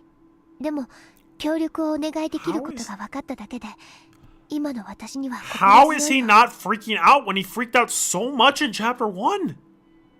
最後には頼らせて。おう、任せとけ。し、車が来る。 Rena pushed my head into the bush. I went along with it and crouched down to even lower in the bushes. We stayed quiet for a while. I could hear a car coming closer, and after a while a white van passed by. Is that the same one that tried to hit me in Chapter 1? I was surprised at her hearing. She heard the car coming when it was still far off in the distance. 今の車、ナンバー見えた？ Is it Da Pope? いや、ごめん。見えなかった。私もちょっと見えなかったけど、多分さっきと同じナンバーの車だと思うの。その、レナを尾行しているとかいう連中か？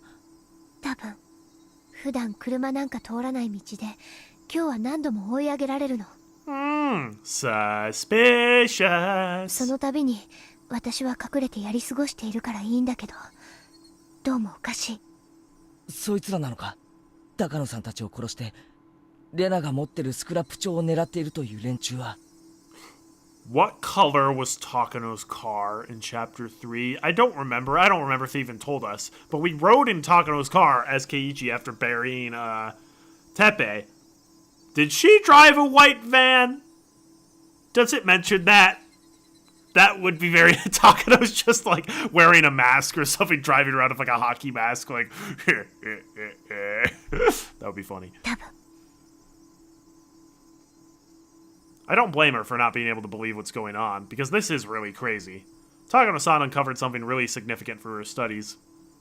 The people who want that information hidden found out about it, and they killed her on the night of Watanagashi, copying the curse of Oyoshiro-sama. They're looking for the scrapbooks, the fruits of her research, and Rena has them. That's why they're trying to kill Rena? じゃあ、レナの家が危ないってことはないのか？大丈夫。スクラップ帳はゴミ山の私の隠れ家に隠してある。 The only people who knew about that are dead! And you guys. お父さんが不安だけど、何も知らないからこそ何も危害が及ばないかもしれない。圭一君が言わなくても顔に書いてあるよ。突拍子もない話でとても信じられない。でしょ？ I wanted to deny it, but it felt bad to lie. Don't lie to Rena. We learned that in Chapter 1. You don't lie to Rena. She knows, and she'll lose it. I remained silent in the affirmative. それが当然の反応。私だってミオさんのスクラップ帳を読み始めた最初はなんだこりゃって思って全然信じられなかったもの。全てに目を通してようやく何かの筋が見えてきたんだもん。すまん。もちろんレナの味方になりたいのは本心だ。でも話が全然見えないんで、どう助けてやればいいかわかんないんだ。話せば圭一君の身にも危険が降りかかるよ。レナにはすでに降りかかってるんだろ？ならおあいこだぜ。気にするな。わかった。話す。 Ooh. 多分ミオさんたちを殺したのはひなみ That's, 沢 that's さ what ん they always think. And then we learned apparently that it's not them. Either that or Mio lied, but it really doesn't seem like Mio lied in Chapter 5. もっとはっきり言ってしまえばみーちゃんの家である。そのどうして？圭一君も過去の連続開 What 始 is 事件を this 知ってるよ song? ね。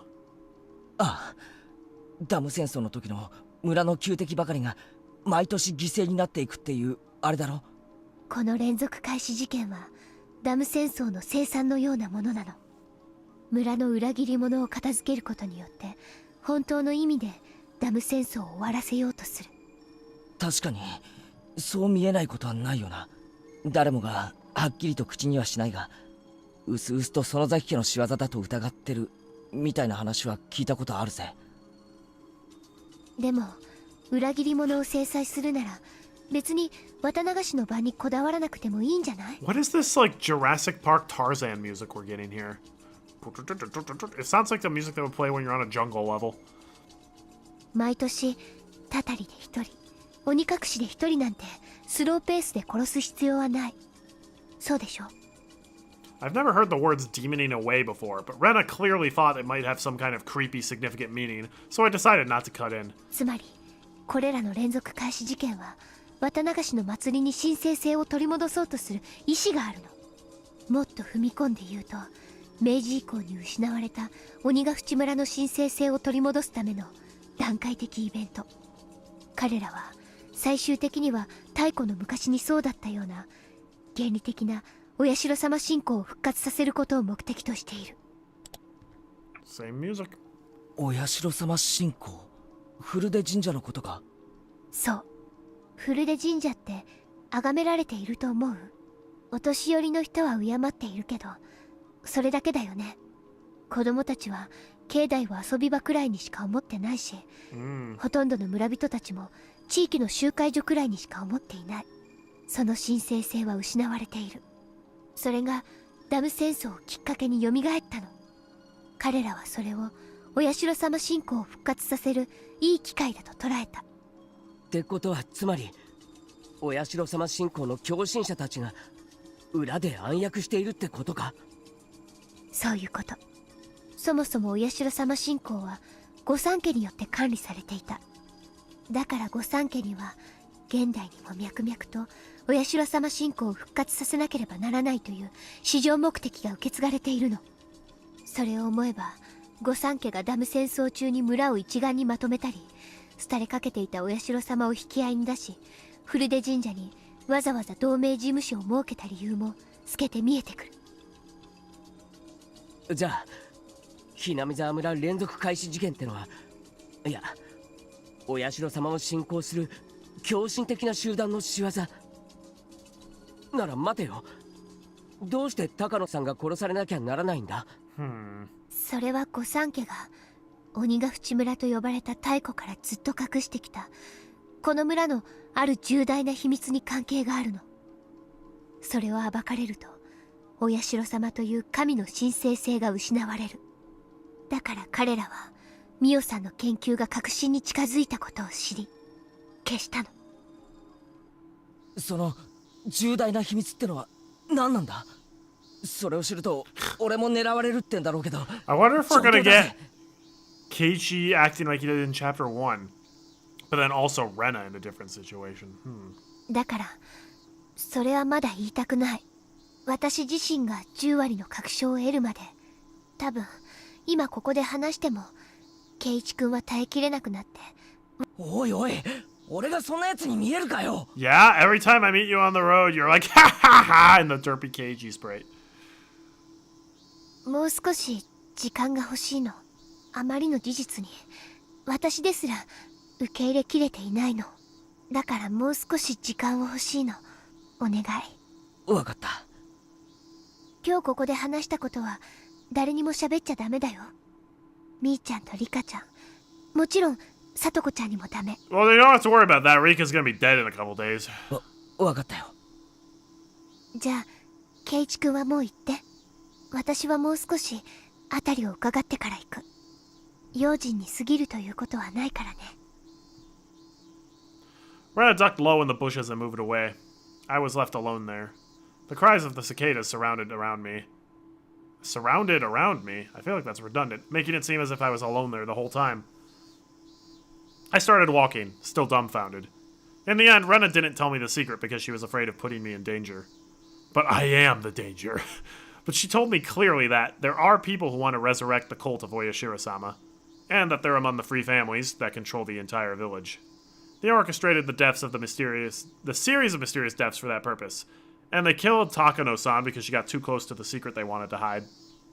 Rena met Takano-san and happened to obtain the scrapbooks in which Takano-san wrote about her research. Rena still can't believe the secret written in the scrapbooks because it's just too crazy. Hey. Come on, Rena. You're kidding me, right? It's like one of those comic book stories. A mysterious occult group is plotting a conspiracy. I mean, it's not funny, even if it's a joke. But Rena's right about one thing. Even if this is true, it's really hard to believe. I understand why Rena wanted to wait to tell me the secret. Maybe she was just fooled by Takano-san. But Takano-san was murdered for real. But she wasn't. So is it also true that someone is following Rena, looking for the scrapbooks? I remember. Rena said that a white van was following her. You can see white vans anywhere. I bet there are a lot in this village alone. She might just be oversensitive to everything right now. Rena hasn't recovered from the shock since that day. That's probably why she got the idea into her head that the police or someone else is coming after her. I didn't cut in while she was talking. I think I did the right thing. If I had said that it was ridiculous or something to her face, Rena wouldn't have trusted me ever again. At that point, however, I gasped. A white van was parked on the side of the street. I wasn't sure if this was the same car that passed by earlier, since I didn't see the plate number. But the number of the people in the car and the ambience of it was similar to the one earlier. And there's one other thing that looked suspicious about it. There was no reason to park here. It was on a small road in the middle of the woods. There's nothing around here. No traffic lights, no vending machines, and no public phones. But there's great scenery. I probably wouldn't notice it under ordinary circumstances, but I felt something was wrong. And once I noticed how odd it was definitely suspicious. There were 4 men in work uniforms in the white van. The driver was smoking a cigarette, but the other men were just sitting there doing nothing. If they wanted to take a break or have a smoke, they could have chosen a better place than here. It was possible that they stopped because they had to go to the bathroom really badly, but it didn't seem that way either. They didn't look as comfortable or relaxed like they would if they were taking a break. They looked like they were waiting for something to happen. There was a deep tension in that car. Could they possibly be waiting for Rena? No way. I didn't see anybody walking around here. The road is a back road. Nobody really uses this road, let alone by car. But it's impossible. I felt bad for Rena to even think about it, but there must be something that got into her head because she's feeling victimized or something. She must be imagining things because she's still nervous from her friends caught her in the act of killing Rina and Tepe. Nii-chan. I heard someone say that when I passed by the van. He couldn't mean me. He didn't even know who I was. So I assumed he was talking to one of the other people in the car. I pretended I didn't hear him and kept walking by. And then he said it again. And honked the horn as well. 兄ちゃん、すまんね。学校の帰りかいね。He had a strong accent similar to that of the older villagers. He must live here, but I didn't know him. I could tell he didn't know me either, because he didn't call me by name. はい、そうですけど。兄ちゃん、学校からこの道をずっと歩いてきたんで、ちょうど文房具屋の角を曲がって。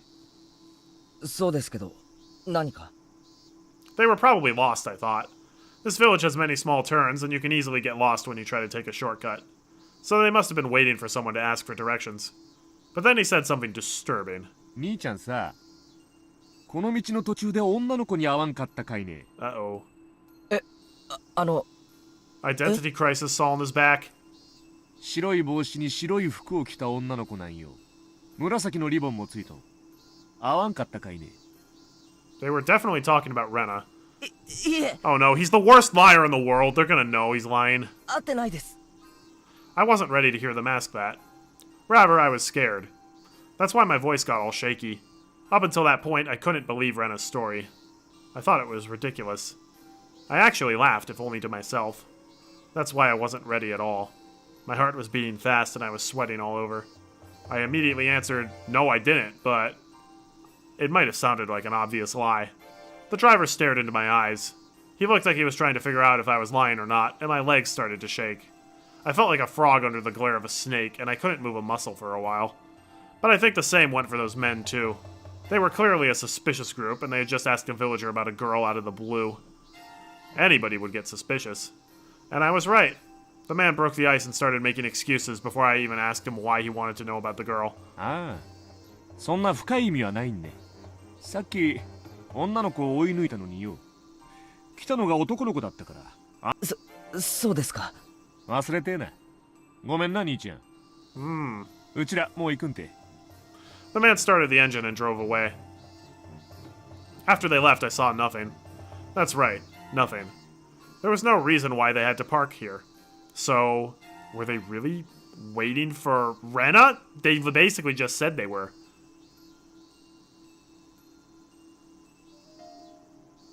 Uh-oh. Rena is wanted for questioning about the disappearance of Albus Dumbledore. New tips unlocked. Lunch takeout list number 2. Oh, great. They scribbled the lunch list on the back of Rena's schizophrenia medication. Mystery machine. Be drawn further into the conspiracy. That is not the mystery machine. That is just a white vehicle. There was no Scooby-Doo in that at all. Ridiculous. Lunch takeout list 2. Furthermore, it's important that we closely monitor her father. Since he has also suffered mental shock from the divorce and he has been trying hard to take care of the patient, there's a strong possibility that he may develop an induced delusional disorder. As the first step of mental care, one should listen to the patient's story carefully without denying it.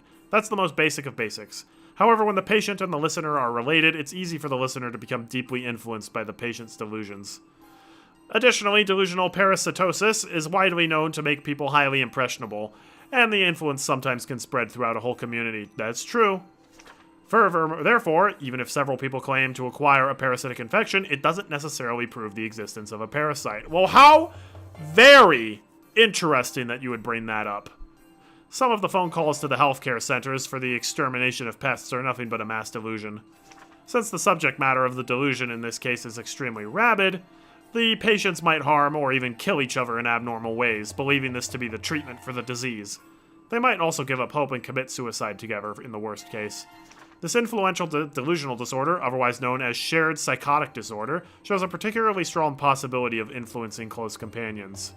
Anyone who's going to contact the patients must be made to understand that the patients are under medical treatment and must be warned not to be influenced by the patient's delusions. Individuals who are likely to be influenced are the patient's family members and people who care deeply about the patients, such as boyfriends or girlfriends. That had even less to do with the lunch takeout order list. They didn't even write it on the back there.